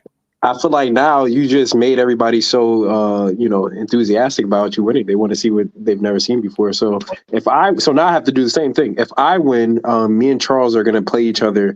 If Charles beats Johnny Boy, me and Charles are gonna play each other live in Madden on the Jake Asman show. So if you guys want to see that, I'll pick the Jets. I don't know how you're gonna play video games when you're always patting yourself on the back, bro. Thanks. I never say anything positive about myself. I don't know where you guys come up with this theory that I'm so like I'm in love with myself. Like, well, who makes a video of themselves coming back and saying he's back? was it a good video? We weren't waiting for you, man. Did you? I know that's true. I know you weren't waiting for me. Did you like the video though? Be honest. I think Gator does a better job. I'm not competing with Gator. Gator's not going to make me any videos. I have to do everything myself. I'm surprised he hasn't made you the big fella the campaign. Well, you don't really need it. You're going to beat me in a landslide. I mean, look at that. I don't think I'm so. not. I'm just being honest. Look at the comments. No, you know, so many people. You're not doing that. I'm just saying. I'm just saying. Doing that. Come on. The All comments jokes were aside, behind June, and then you won. So don't always go by the comments here. I don't know why you guys mentioned June to me. It's like he's like a thorn in my side. This guy June, the big fella, you should feel disrespected. He thinks that he brought me out of retirement. I came out of retirement because I knew I couldn't play that shenanigan against you. You're a beloved figure. June, the GM, I hate to say it, he wasn't competition. Imagine if I wasn't retired, how much I would have beat him by. I was retired and I beat him by 50. Huh? He's a great caller. What are you talking about? June He's is a great like, caller. June reminds me of the old me. He just yells and negative all the time. Like no one wants to hear that. I do like the new you. I do like Thank the you. new you. Do you still eat candy canes? I think you're being positive is good. Thank you. I'm a positive guy. Let me tell you that candy cane thing. So Ryan Fitzpatrick, they were there for Thursday Night Football, and you know Richard Sherman's there and whatever, and Tony Gonzalez, and everybody's yelling to all of them, "Hey Sherman, come over! Hey, whatever." So I just saw Ryan Fitzpatrick had candy cane, so I was like, "Hey, can I get a candy cane?" And he's like the nicest guy. He's seen me. He was like, "You want a candy cane?" I'm like, "Yeah." And he runs over. I'm like, "Wait. Like, slow down so I could take this video." And he comes over and he gives me a candy cane. And he was the only one who acknowledged the Jets fans. Richard Sherman, not that they were being jerks or anything, but, you know, they're doing their Thursday Night Football thing. But Ryan Fitzpatrick, he was engaged with us. And he's my favorite Jets quarterback in the last, 10 years, because he's the last one that I saw that had a really good season. That year with him and Brandon Marshall and Eric Decker, when he threw that touchdown to Eric Decker against New England, I mean, I think, Jake, you said that you were there at that game. That was like, and for him to give me that candy cane, man, great times. Enter the raffle. You got a chance to win a signed Brandon Marshall jersey. Yeah. No, I don't really. I don't. Yeah. Anyways. You don't like raffles? No, it's just I don't want a Brandon Marshall signed jersey. Why not? Because he only gave us one. I mean, yeah, really one good year. What about a Corbett helmet? What about a Garrett Wilson helmet? What about a Maynard jersey? I actually have a signed Garrett Wilson and Sauce Gardner helmet. So. Oh, look at you, Mister. I'm the coolest guy ever. So if I beat the big fella, Jake, I will donate that helmet to myself so I can keep it. Big question here from Indy Jets. Will you be at the draft party, JJ? If big fella's there. Big fella, are you coming to the draft party? I'm not sure yet. I'm gonna have to check it out. I'm gonna have to see what's going on that day. Wow, we need the big fella there. That'd be a big boost to morale if we get big fella and JJ in attendance. Big fella said he's not going unless they have like a cabana there with like beds that he can lay out during the event. Yeah, that's right, man. This bed is comfortable, bro. It really I is. just don't understand how you're always in that position though. Like your back doesn't start to hurt after a while. No, man. Listen, this bed is super comfortable. I got a pillow underneath and I just chill out and I watch the show. And then, I work from home. So I go back to work, stuff like that, That's a nice life. What do you think about BMAC? BMAC? I tried to help BMAC, but he kind of shot himself in the foot. You know what I mean? With all the comments that he made, I really tried to help him, just like I tried to help Beastbreaker. And Beastbreaker actually took my advice, and he's actually been he's done very well. So I'm proud of Beastbreaker. That's why I asked you, because Beastbreaker, he's turned a new leaf under your what they say tutelage. So look at him. Yeah, I asked Jake to send him a shirt yesterday, which I did. By the way. I think Beastbreaker loves himself more than I love myself. You know who I'm supporting? I think so, bro. I love Motorhead, bro. Beast, can you hear me, Beast? Loud and clear. I can hear you. 187. Go for it. On a scale of 1 to 10, how much do you love yourself? Yeah, it depends on where you go, son. Hey, let me ask you something, Mr. JJ. how long have you been a Jets fan? Question. I'm gonna throw that one at you. So I became a Jets fan, I want to say in 2009. I didn't even watch football. I was growing up in Florida. I didn't watch football. I've always played football, but I didn't watch. And then I turned on the TV, and this is a true story. I saw Rex Ryan doing an interview, and for some reason, I was just hooked. And I was like, I'm from New York, but I was raised in Florida, so I wanted to be identified with a team from New York. So then once I seen Rex Ryan that year, I was like, oh, this is my new team, and I haven't turned back since. Some people might call me a bandwagon, but I've seen more bad days than good. But that was my entry to the Jets. Everyone around me were Tampa Bay Buccaneers fans, and that was the year they lost to the Giants in the playoffs. But I was like, nah, I'm gonna be a Jets fan. JJ, I've been a fan since 1982, bro. Very good Yeah, choice. bandwagon. I've been a Jets fan since 1998. I remember. But you guys, hold on, Beastbreaker, you're about 65 years old, and the big fella, you're pushing 45. 41 years old. Please get your information correct. I've been watching this team since I was 13 years old. So I've been watching every one of them come and go, from Parcells to Herman Edwards to even Mangini, Rex Ryan, and then all these other bums that we brought in here. Half of them. Let's look at it. Gacy. Beast, you look like you went to college with Rex Ryan. No, I haven't. I've actually went to Columbia, my friend. I went to Columbia 2 years. Bachelor. I'm younger than you guys. So you saying that you've been a Jets fan longer than me makes that. Yeah, you have. I'm only 28 years old. Hey. One step at a time. I appreciate the compliment of 45, bro. Please, one step. We're not playing Mario Brothers here. Take it easy. We're not jumping hoops here. One step. All I was trying Who would to have do thought Beastbreaker would be a mediator? I'm trying to make a point here loud and clear that right now, as it stands right now, I like what we're doing right here, but Muji better not mess this one up, or I swear there's going to be hell to pay, because right now we got talent but unfortunately it ain't going to be enough. It's like saying, yeah, we got all this, not enough this. You know what I mean by this? Not enough money. Beast, did you win a Nobel Peace Prize? What? Nobel Peace Prize? The only ones that would win that would be the President of the United States and many other Senate and also Congress. That's politics. Please leave politics out. This is football, not the U.S. Senate. This is not the Pentagon. This ain't the White House. This is Jets football. If you want to talk politics, do not C-SPAN, CNN, and all the other crap. This is football, not politics. Please. I can listen to this all day. Please be respectful and please show some decorum. Thank you. All right, Hey, Beast. Sorry, you go, Jake. No, JJ, go ahead. You go, Jake. Feel free. Go ahead. You have a great question, I'm sure. Well, I was going to ask Beast, who is he going to endorse between me and the big fella for the next round? Because this is, I don't know if it's a good thing or a bad thing, though. I don't know much about you, my friend. I like some of your quotes, but hey, I'm only say this one time. Hey, I got friends on both sides. Hey, it's a fair fight. It's a fair game. Hey, if it's like boxing and money's involved, hey, let's have a fair fight. And if any low blows, it's going to be an automatic disqualification. And remember, if I got to be the referee and I catch you, and JJ, I'm going to warn you right now, if you throw low blows, you're going to get disqualified. Why are you warning me? If you throw low blows, there will be a disqualification. So I'm going to say this one time. In the words of the great Judge Mills Lane, let's get on!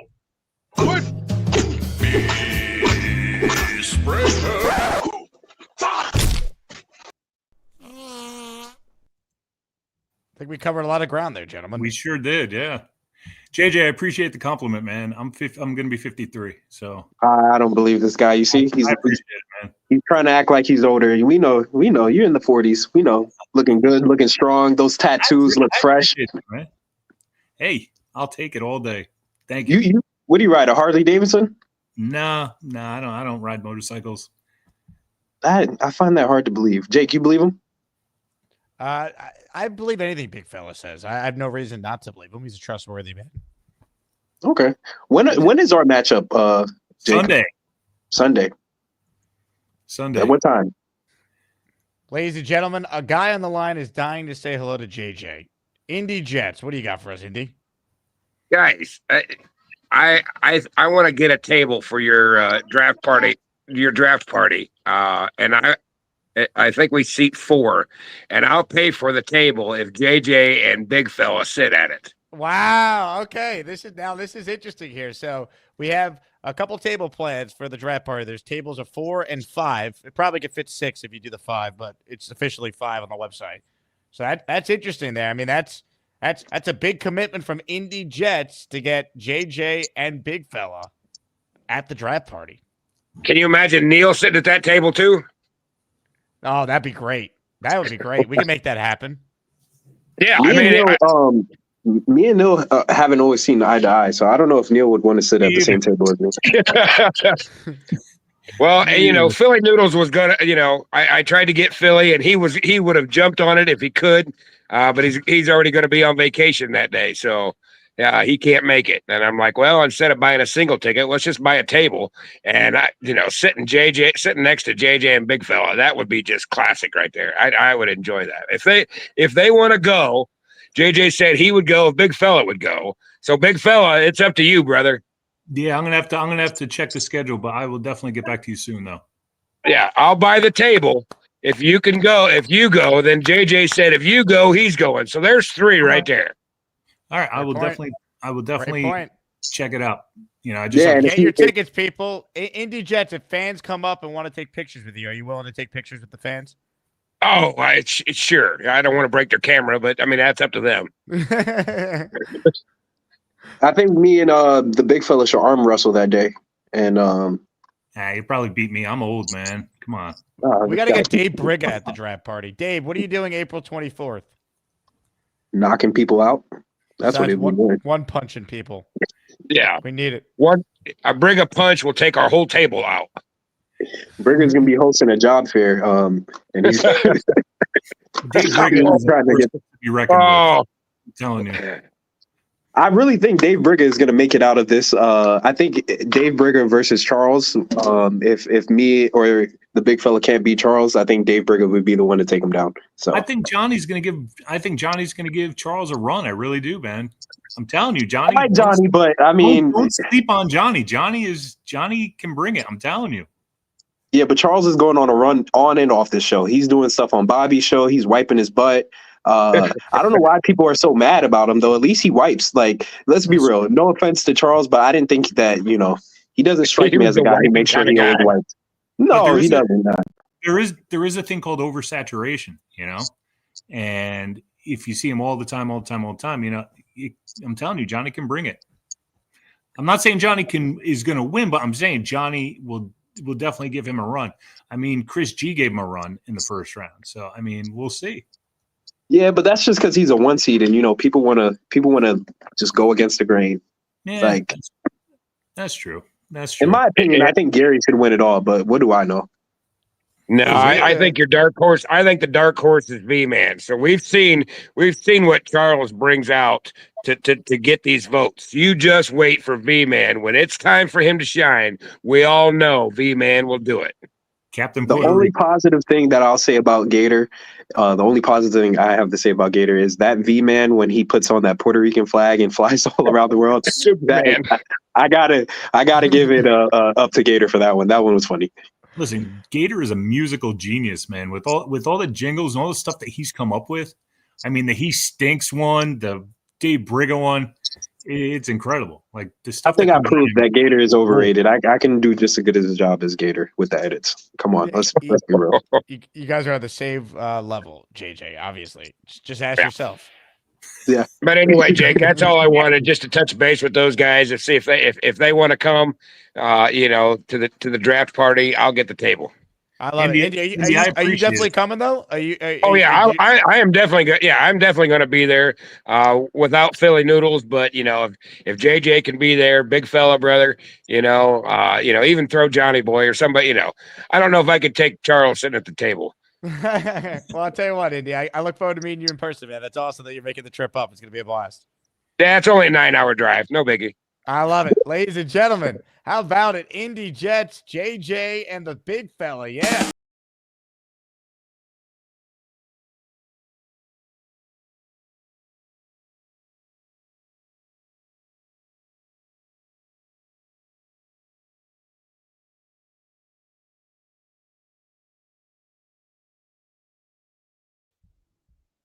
Ladies and gentlemen, elite call there from those three fine gentlemen. Kyle checks in. The great Kyle Batar. I've been a Jet fan since 1980. I got you all beat. LOL, Beast isn't a real Jet fan. Vote for JJ. Beast, what would you like to say to Kyle who's questioning your Jet fandom?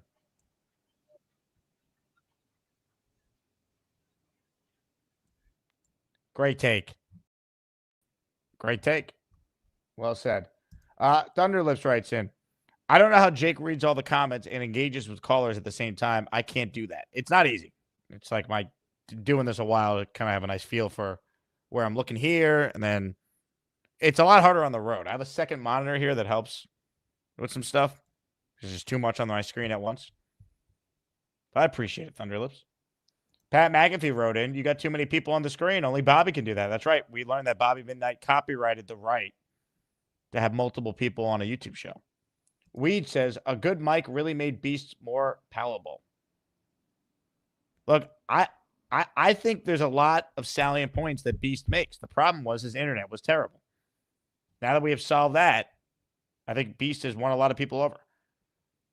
I wonder if Beast played Briga again, pre-Briga going at it with Gary and everything that happened there, would the results be different with better internet for the Beast?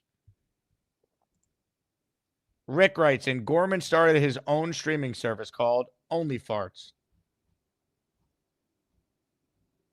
I know what you want me to do. And you know what, Rick? I'll play it. You're welcome. All right. More calls before we wrap. Reminder about the Survivor pool to join that. If you haven't, link is in the description. Reminder to join me tomorrow if you want to hang out and watch March Madness at HF Markets, 230 Park Ave. And a reminder before that to listen to me on ESPN New York. I'm filling in for Michael K from 1 to 3 tomorrow. So one show in the morning with Matt O'Leary and then radio for me the rest of the day. More calls, shall we? Weed the People is on the line. Hey, Weed. Hi, Jake. How you doing, man? What's going on, Weed? I'm just at this fucking crazy cult out in the woods right now that Charles lured me to. Man, Charles really loves just kind of being out in the wilderness, wiping his rear end. I'm telling you, brother, Jake, if you've never been out in the woods and all you hear is the crickets and the spiders and you're just wiping your butt, you have not ever really wiped your butt. You make a salient point, Weed. Like only you can. You can't appreciate a good butt wipe without the rough times, Jake.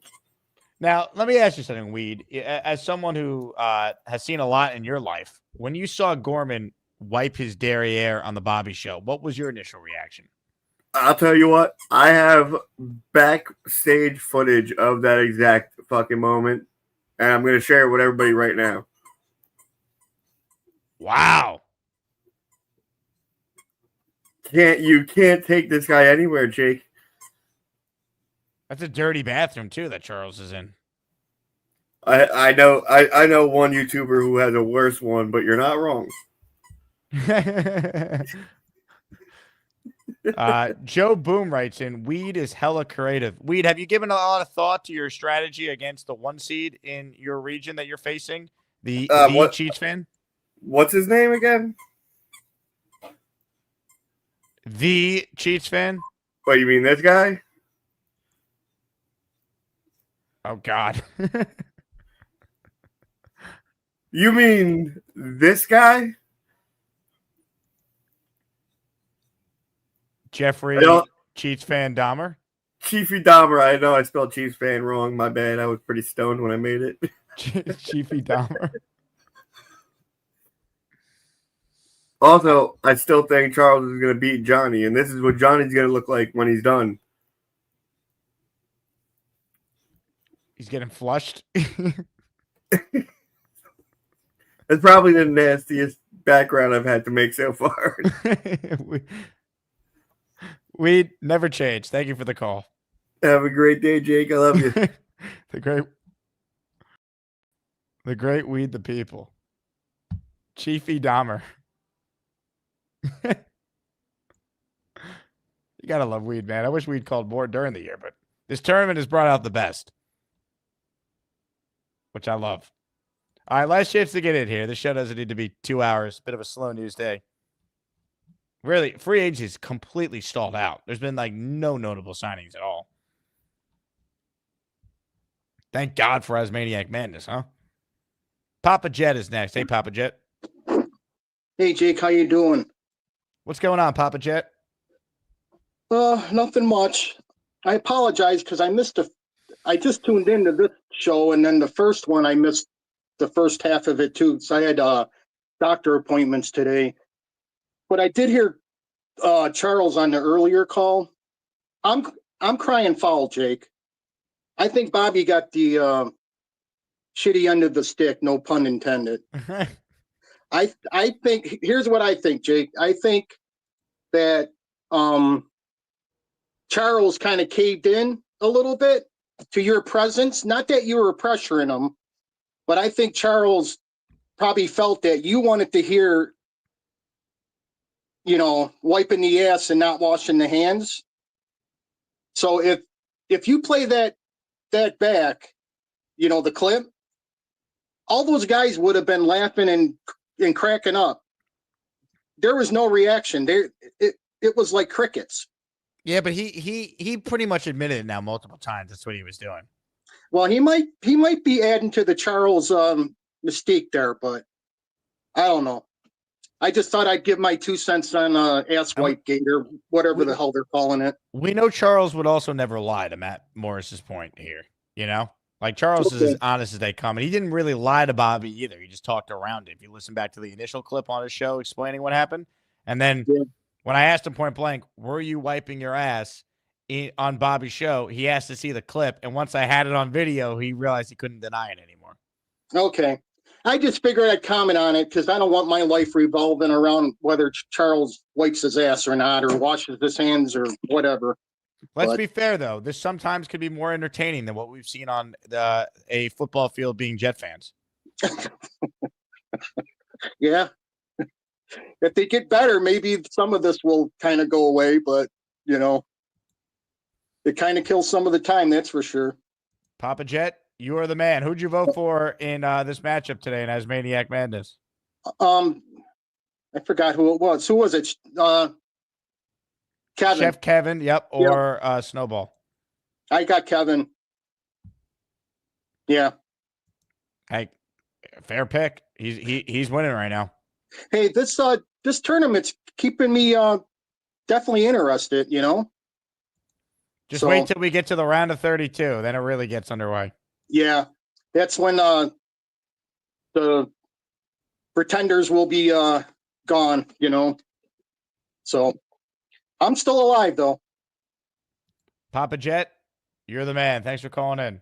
Okay, bud. See ya. Ladies and gentlemen, the great Papa Jet. One more time for you, Papa Jet. Charles, are you still there? Yeah, I'm still there. I'm just working my hands right now. Okay, that's fine.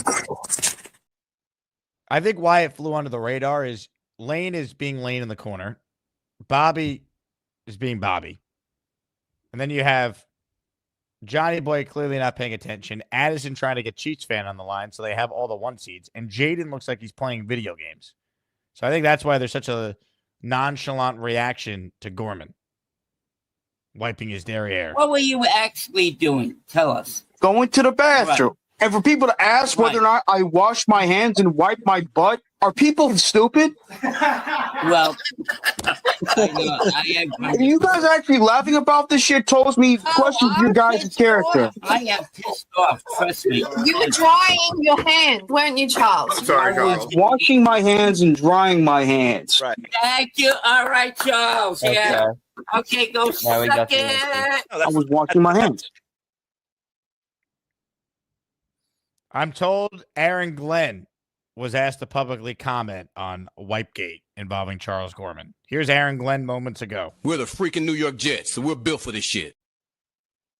Now we know what he was talking about.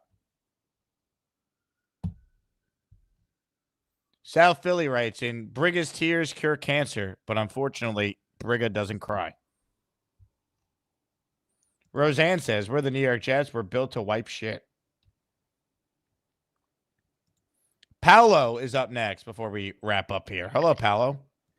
Jake, how are you, sir? I'm good, Can you Paolo. hear What's me? going on? Yes, Okay, sir. I'm in the car, so I didn't know if you could hear me. First of all, these free agents, man, I don't know what we're doing, and I know you keep saying it, and I'm like having the same sentiment as you. The only thing that like I keep thinking as a former optimistic Jets fan, I keep thinking, you know what? We used to always sign these guys, and we were always so excited. We used to sign like, we signed Tyron Smith. We were so excited. Oh man, we got a great left tackle, future Hall of Famer, and he did absolutely dog shit for us. Excuse my English. And then, we always used to sign these guys and they never really did anything.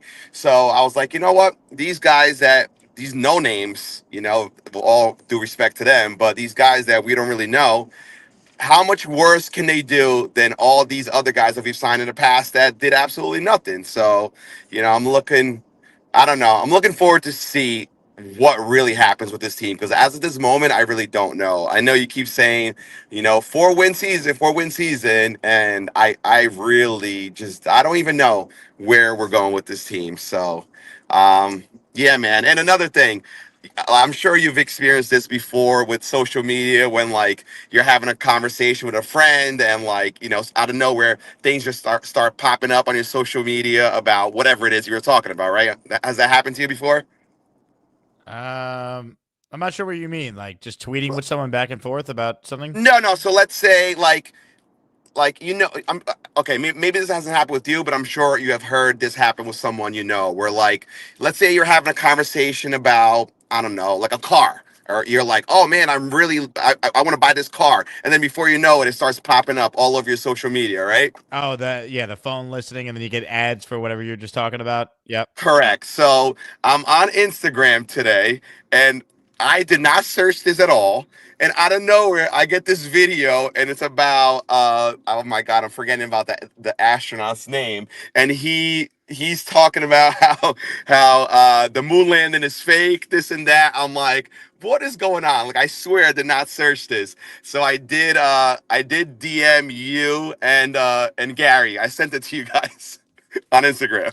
Oh God. Well, I'll tell you what. When it comes to the moon landing, there's only one guy we asked for his opinion on the moon landing, and that is One Punch Dave Briga, baby. You said people walked on the moon, correct? Yeah. Prove your claim. It's not my claim, it's history's claim. You're an ignorant person. I was there. I know what went on. You were on the moon? You just don't believe it. Give me the evidence that people walked on the moon. You don't make any sense. All I've asked you for is evidence. You don't believe in achievement. This is irrational. You're acting like an irate 5-year-old. Listen to me, big mouth. Dave Brigham, walk like a man. It's not my claim. It's not my burden. You said you went to college. They teach you nothing? Shut up. Don't tell me to shut up. This is ridiculous. You're ridiculous. You can't have a rational conversation. You can't shut your mouth. What's rational? You're just a denier. How does me knowing the name of the 3 people who died on the Apollo prove that people walked on the moon? That itself doesn't prove it, no. Prove your claim that people walked on the moon. Men don't die for no reason at all. How does men don't die for no reason prove that people walked on the moon? Your evidence is that you were alive when someone claimed to have walked on the moon. I was living then, yes. What does that prove? I believe in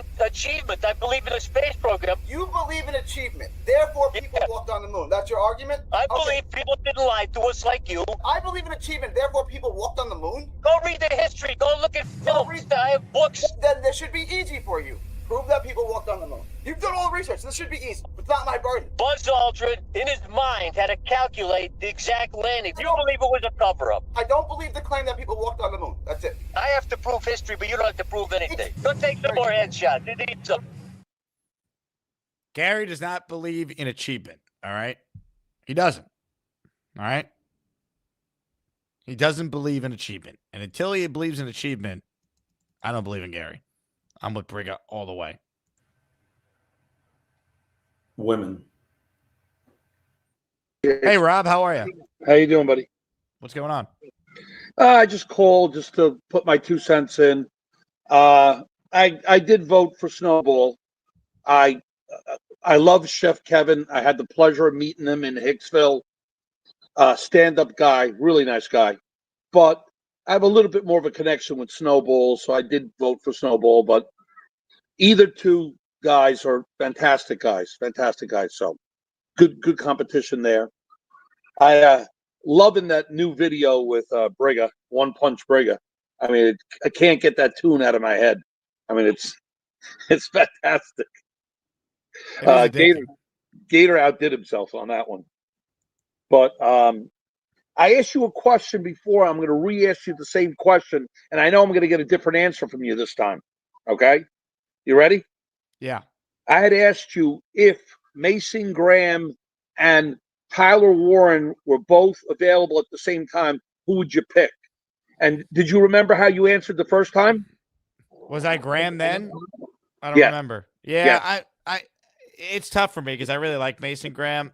I think this was obviously before free agency where they haven't added any weapons, and they have, I guess, signed some depth on the D line. If they took Graham, I wouldn't be that upset. No, I think I'm weapon at this point based on just how little they've done to add anything in free agency. Jake, don't feel like I feel the same way, because if you had the time that you had answered that question, I felt the same way as you. I would have taken Graham. I would have, because I really felt that they needed him. But now I'm thinking that we need the weapon more, because this guy also acts as a blocker. You know, this guy goes one step beyond Brock Bowers, that he can also block. And who is Fields throwing the ball to? Just Garrett Wilson? You know, Gibson might get cut. Who do we have left? You know, this bargain basement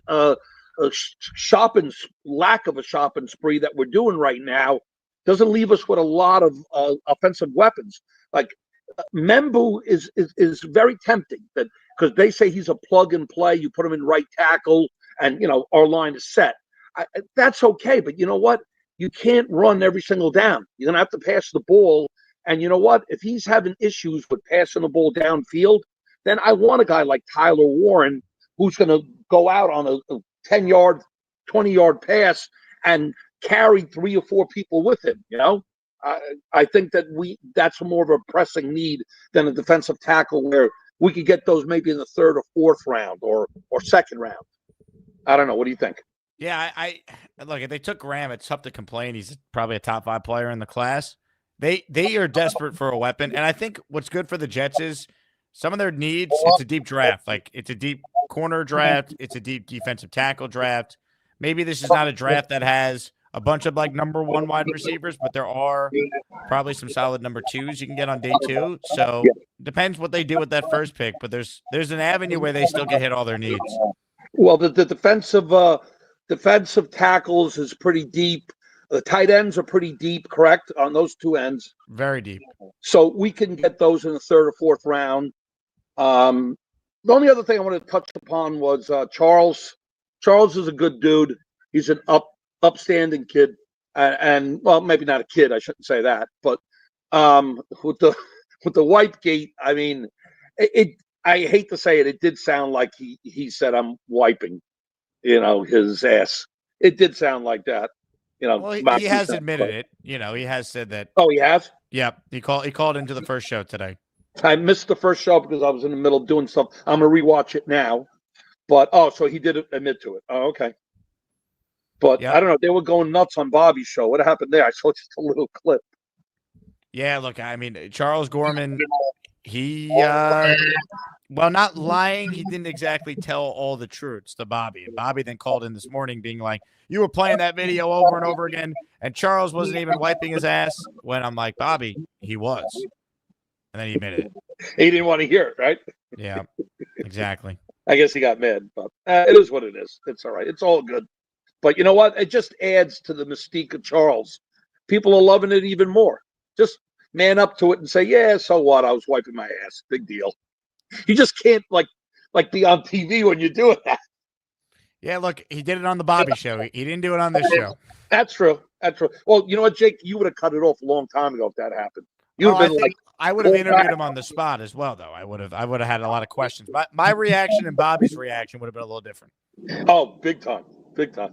You would have loved it. Ladies and gentlemen, Rob from Glenhead. Butt plugs. Thank you very much, Rob. I mean, here's the thing with Bobby, right? The way Bobby reacted to it, I think almost makes the clip 10 times funnier than the original clip would be if Bobby just never said anything. Charles, are you still there? Yeah, I'm still there. I'm just wiping my ass right now. Okay, that's fine. Okay, that's fine. Hey, Weed, is it fine to do that? Yeah, I mean, of course it is. Have you ever not wiped your butt? I've never done it on a YouTube show. That's true. He is breaking barriers. He's like the Jackie Robinson of wiping your butt. Weed, well said. Thank you for the time, Weed. Big Islander fan, get ready for the 5 wins. Yes. It feels like it. Does it not? I mean, 4 or 5 wins, like, prove me wrong.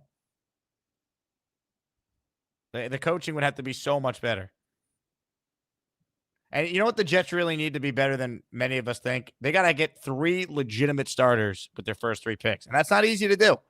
Good teams can do it, though. You got to hit on 7. You got to hit on 42. And you have to hit on now 73. I think if it was in the 90s, it's probably an unfair expectation to come away with 3 starters. But you have 3 picks now in the top. It's 3 picks in the top 73. That needs to be 3 starters if this team is serious about not sucking. 3 starters. Especially if they're banking on the draft to provide the weapons, because they have no weapons right now besides Garrett and Brees. 7, 42, and 73 all need to be starters. That's the only way. They got to have a great draft. Huge shout out to Mimosa, who purchased some items from the merch store. She's a Patreon member, so she used the promo code that you get when you're a member. And she saved $27 on her merch order just now. So it pays to be a Patreon member. That's what? Patreon's $5 a month, so 5, 10, 15, 20. That's 5 months of Patreon, basically, that she just saved. More calls, shall we? We have not heard from this guy in a very long time. And I believe he would have had a chance in his ASMANIAC Madness matchup if we had heard from him. Paul Faz is on the line. Hello, Paul. Long time, Jake. That's why I had to call in. I saw I got spanked pretty badly, and rightfully so. I've been absent for a while, so I'm trying my best to catch you when you're on and not watching the shows after. How you been, man? Paul, I'm good, man. I mean, was it humbling for you to get dominated by the big fella that way? Did you even know you were going up against the big fella? I did, and I watched me get spanked. No, it was not fun. I'm not used to losing, so I did not appreciate it. But again, rightfully so. I haven't been on in a while. I stopped drinking. Oh God, pull it up. I got spanked. Yeah. Oh, there it is. Well, look, you were a 13 seed, Paul, but I feel like that's a tough matchup to run into big fella, man. A lot of people love big fella. Yeah, I agree. You know what? And again, a lot of new listeners haven't heard me for a while, so I get what I deserve. I made my bed. I lay in it, right? Just so much going on in my life, and the Jets just kill me. Like I actually hit a wall point with them where I just I'm trying my best to get back into it, but like the last couple of years have really been devastating, and I'm looking at stuff going on, and I'm not ever going to be pessimistic, but I'm not going to be optimistic anymore until I start to see something, because I just can't. Like I can't get that excited again, to be let down again. And every single person they're signing it's a crapshoot, right? It seems to me like they're just signing all these players and hoping to develop them. And, because we don't know a damn thing about the new regime and how their coaching is, hey, maybe we'll get lucky and they're going to be fantastic with development, but they better be, because everybody they're signing definitely needs development. And, I'm like I said, I'm not ever going to get the way I did. It just hurt too much the last 2 seasons. I'm still disgusted they got rid of Rodgers, but I'll say one thing. I did think it out, and I am happy who we signed, because I do think you may get, Fields may develop more and more every year. So, I'll take it at this point, because what are you going to do? There's nothing else to me that they had available better beside signing Rodgers again. So it's killing me. I'm glad to be back. Still not drinking, but I will come out. I just haven't been able to make any of the parties yet. I know you got one coming up. See if I can make it. We need you at the draft party, Paul. We need you there. Yeah, where's it at? The draft party is at a great place. It's at Clifton Hall, right in Midtown, right near Penn and Grand Central. Didn't we? You had something there before, right? This will be the first time I've done an event there. What's the other? The other one was by the other station. The other one was T Squared, which T Squared. We're not done working with them, but they were unavailable draft night, so I had to find a different venue and was talking to a bunch of them. And Clifton Hall was perfect for what we need, so I'm very excited. Well, that's when the end of April. April 24th, Paul, draft night, baby. Yeah, no, I go away on an annual golf outing to the Poconos, Shawnee on the Delaware, and it's always the last weekend in April. So I leave that Friday, Saturday, Sunday. I don't know the date. I think that's right around the watch party. So I'm gonna see if I can make it. Hell yeah! You know, Paul. wife is not gonna like a 4-day outing out of me. But what else is new, right? But great catching up with you. Still love the show. I just watch you when you're off air because I've been crazy with life lately. But I'm coming back. I'm making a comeback, my man. Appreciate you, and hopefully next time I'll get better in those rankings. Gonna have to work a new show for myself, huh?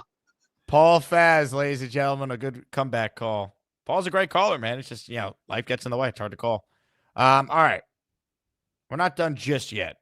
One of our youngest listeners is on the line, and she has a message for everyone. Hello there.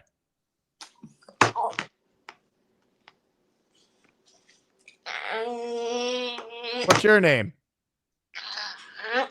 It's Giovanni. Hi, Giovanni. Should people vote for your dad against Charles Gorman? Yeah, puppy, right? Yeah. Don't say anything if they should. See, she just made her opinion clear to all. Nah, it's a he. It's Gio. Oh, it's a he? Yeah. Hey, Gio. I didn't realize you were a dude. My bad. He's sipping over here, just finished eating his dinner. Hey, Gio. Don't say anything if your dad is a good dad. Oh, uh-oh. There it goes. Gio, what do you think of Gorman wiping on the show? He's learning how to throw a football for the 2045 draft. Already an upgrade over some of the other options we've discussed on the show.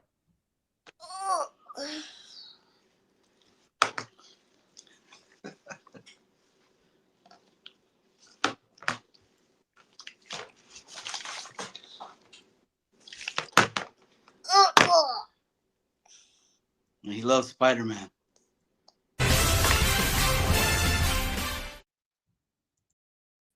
So does Charles Gorman, though. Dun, dun, dun. All right. Ladies and gentlemen, we're about to end the show. But Snowball has called back. Snowball, is this to try and give a final pitch or give a concession speech? No, I think as Aaron Rodgers said, hey, coach, I guess you better take me out, huh? So, well-fought fight. I don't see myself coming back from this. So all the love to Chef Kev. If you voted for me, thank you. If you didn't vote for me, I still love you. And that's it. That's all I have to say. Thanks for the votes, everybody. It was a lot of fun. It's all in fun. So I'll see you at the draft party. Ladies and gentlemen, a humble Snowball. Snowball's a great caller, man. Can't wait to see him at the draft party. If you've been to any of the events, you probably have already met Snowball because he's been to, as he said at the top of the show, been to a ton of them. But ladies and gentlemen, that is a show. And it is time to declare an official winner. And it is indeed Chef Kevin moving on with a win over Snowball. Chef Kevin is on to the round of 32. Give it up to Chef Kevin. He officially wins 61-38. 557 votes were cast during today's show. So if you voted, thank you. You didn't hit the like button if you voted because there's only 230 likes. So let's get those likes up. But congrats to Chef Kevin. Great job by Snowball and Chef Kevin promoting themselves all week. Tomorrow, the 3 seed is in action. Mr. Bonesy taking on the 14 seed JT. We only got one show tomorrow. One show in the morning, 9 a.m. Matt O'Leary will join me. Then I'm filling in for Michael K from 1 to 3 on ESPN New York. And then I will be attending the ESPN New York March Madness gathering watch party at HF Markets, located at 230 Park Ave. So chance to meet me in person tomorrow if you want to say hello and watch March Madness. You'll see me on YouTube tomorrow morning. You'll hear me on ESPN New York. And then we watch March Madness all together. Should be a great Thursday. All right. Thank you again to everyone who voted, everyone who watched, gifted a membership, supports the channel in that regard. We couldn't do it without you. My name is Jake Asman. This has been another, hold on. StreamYard's having issues. This has been another great Jake Asman show. JETS. Jets, Jets, Jets. Hey, Jake, how are you? I'm at one of my favorite cafes called Liberty Bagel. Do you think the guy in the blue knows he's on one of the biggest shows on YouTube right now? Ask him if he's a Jet fan. Excuse me, sir. I'm sorry to interrupt. Are you a Jet fan? He's a soccer fan. This is Jake Asman. He is an ESPN radio show host and a YouTuber like me, but he's been doing it longer than me. Hi, Jake. Good morning. How's it going? You guys don't know this, but the guy in front of you there, right? Charles, explain to them ASMANIAC Madness and tell them that you're the #1 seed in the tournament. He named the region after my mom's chicken soup. It's not Asman, it's Asman. She found your channel, dude. I'm so sorry about this. Steady Eddie, I need you to tell me right now how much your sandwich and your brother's sandwich was total. $44.18. What the heck did you guys order? Charles, I just sent you a Venmo. Now look at this mug. Does this sandwich cure cancer? Is that why it's so much money? Thank the people behind you there for being willing to come on the show. They left already. Oh, I wonder why. Hey, real quick, Kyle, I got some breaking news here. This is the couple from the table. How about you pay for our food too, since you ruined our breakfast? At Dominic Ciampi, Venmo, please. This is quite the turn of events here. Ladies and gentlemen, the couple from the table is calling in. Is this real? It's only $30. It's not 50. Ours was only 30. So Charles comes over to you. What did you think was happening? I was very confused. He was talking a lot about his new home and stuff behind us loudly, and then he just came up at us. The chat is very mixed whether or not I should send you guys the $30. I'm seeing some comments here saying, don't go for it, Jake. Rick says only pay them if they subscribe. Yeah, I'm going to need at least both of you to subscribe. How All right. I'm leaning towards paying them the $30 here. Should I pay this couple $30 after their Charles Gorman experience at lunch? I did not have on my bingo card that I would have my call hijacked by some random Jersey cafe couple this morning. This show never fails to surprise and delight. Yeah, I mean, I think you gotta. You probably did him a favor because this country is totally overrun by useless carbs, but you did interrupt their breakfast. Like, I would not be as friendly. We should pay those couple. They coin your show. That's a big thing. I agree. You got 2 customers now. This looks like blue hooded sweatshirt guy, right? Everyone see this? Dave Brigga is vehemently against me paying for this couple's food. How down bad do you have to be to beg for $30 on the internet? Wow, they're still watching the show. The couple's still watching the show. Look at this. That's great. That's great. So if you're sitting there at a restaurant and someone comes up and bothers you, Jake Asman in New York should pay for your lunch. This is ridiculous. What are we doing here? I think it's the least Jake can do is give him $30. You're not very intelligent. Why is that Jake's responsibility? Someone cut the cord to your internet. I'm not listening. No, I can't hear it. With one line. Hold on. Hey, order. Hey, Dixon, what's up? How are you? I'm good. Not sitting outside a restaurant with my mug and asking for change. What's going on? It's not an expensive-ass restaurant, and I'm not begging for money. I have a great job. You literally typed in the chat and said, you're doing it for free. You're the idiot. Yeah, I mean, what are we doing? Incredible. Yeah, your life is sitting on a show and not getting paid for it. You're free content. Thank you, Jake. You make him money. That's crazy. Dixon, don't be so upsetty, spaghetti. That's my line. Don't do that. Sweetheart, I don't even know you, but I didn't mean to take your line. It's okay. You can take it back. Toodles. Have a good one. Ladies and gentlemen, the couple from the table. Unbelievable.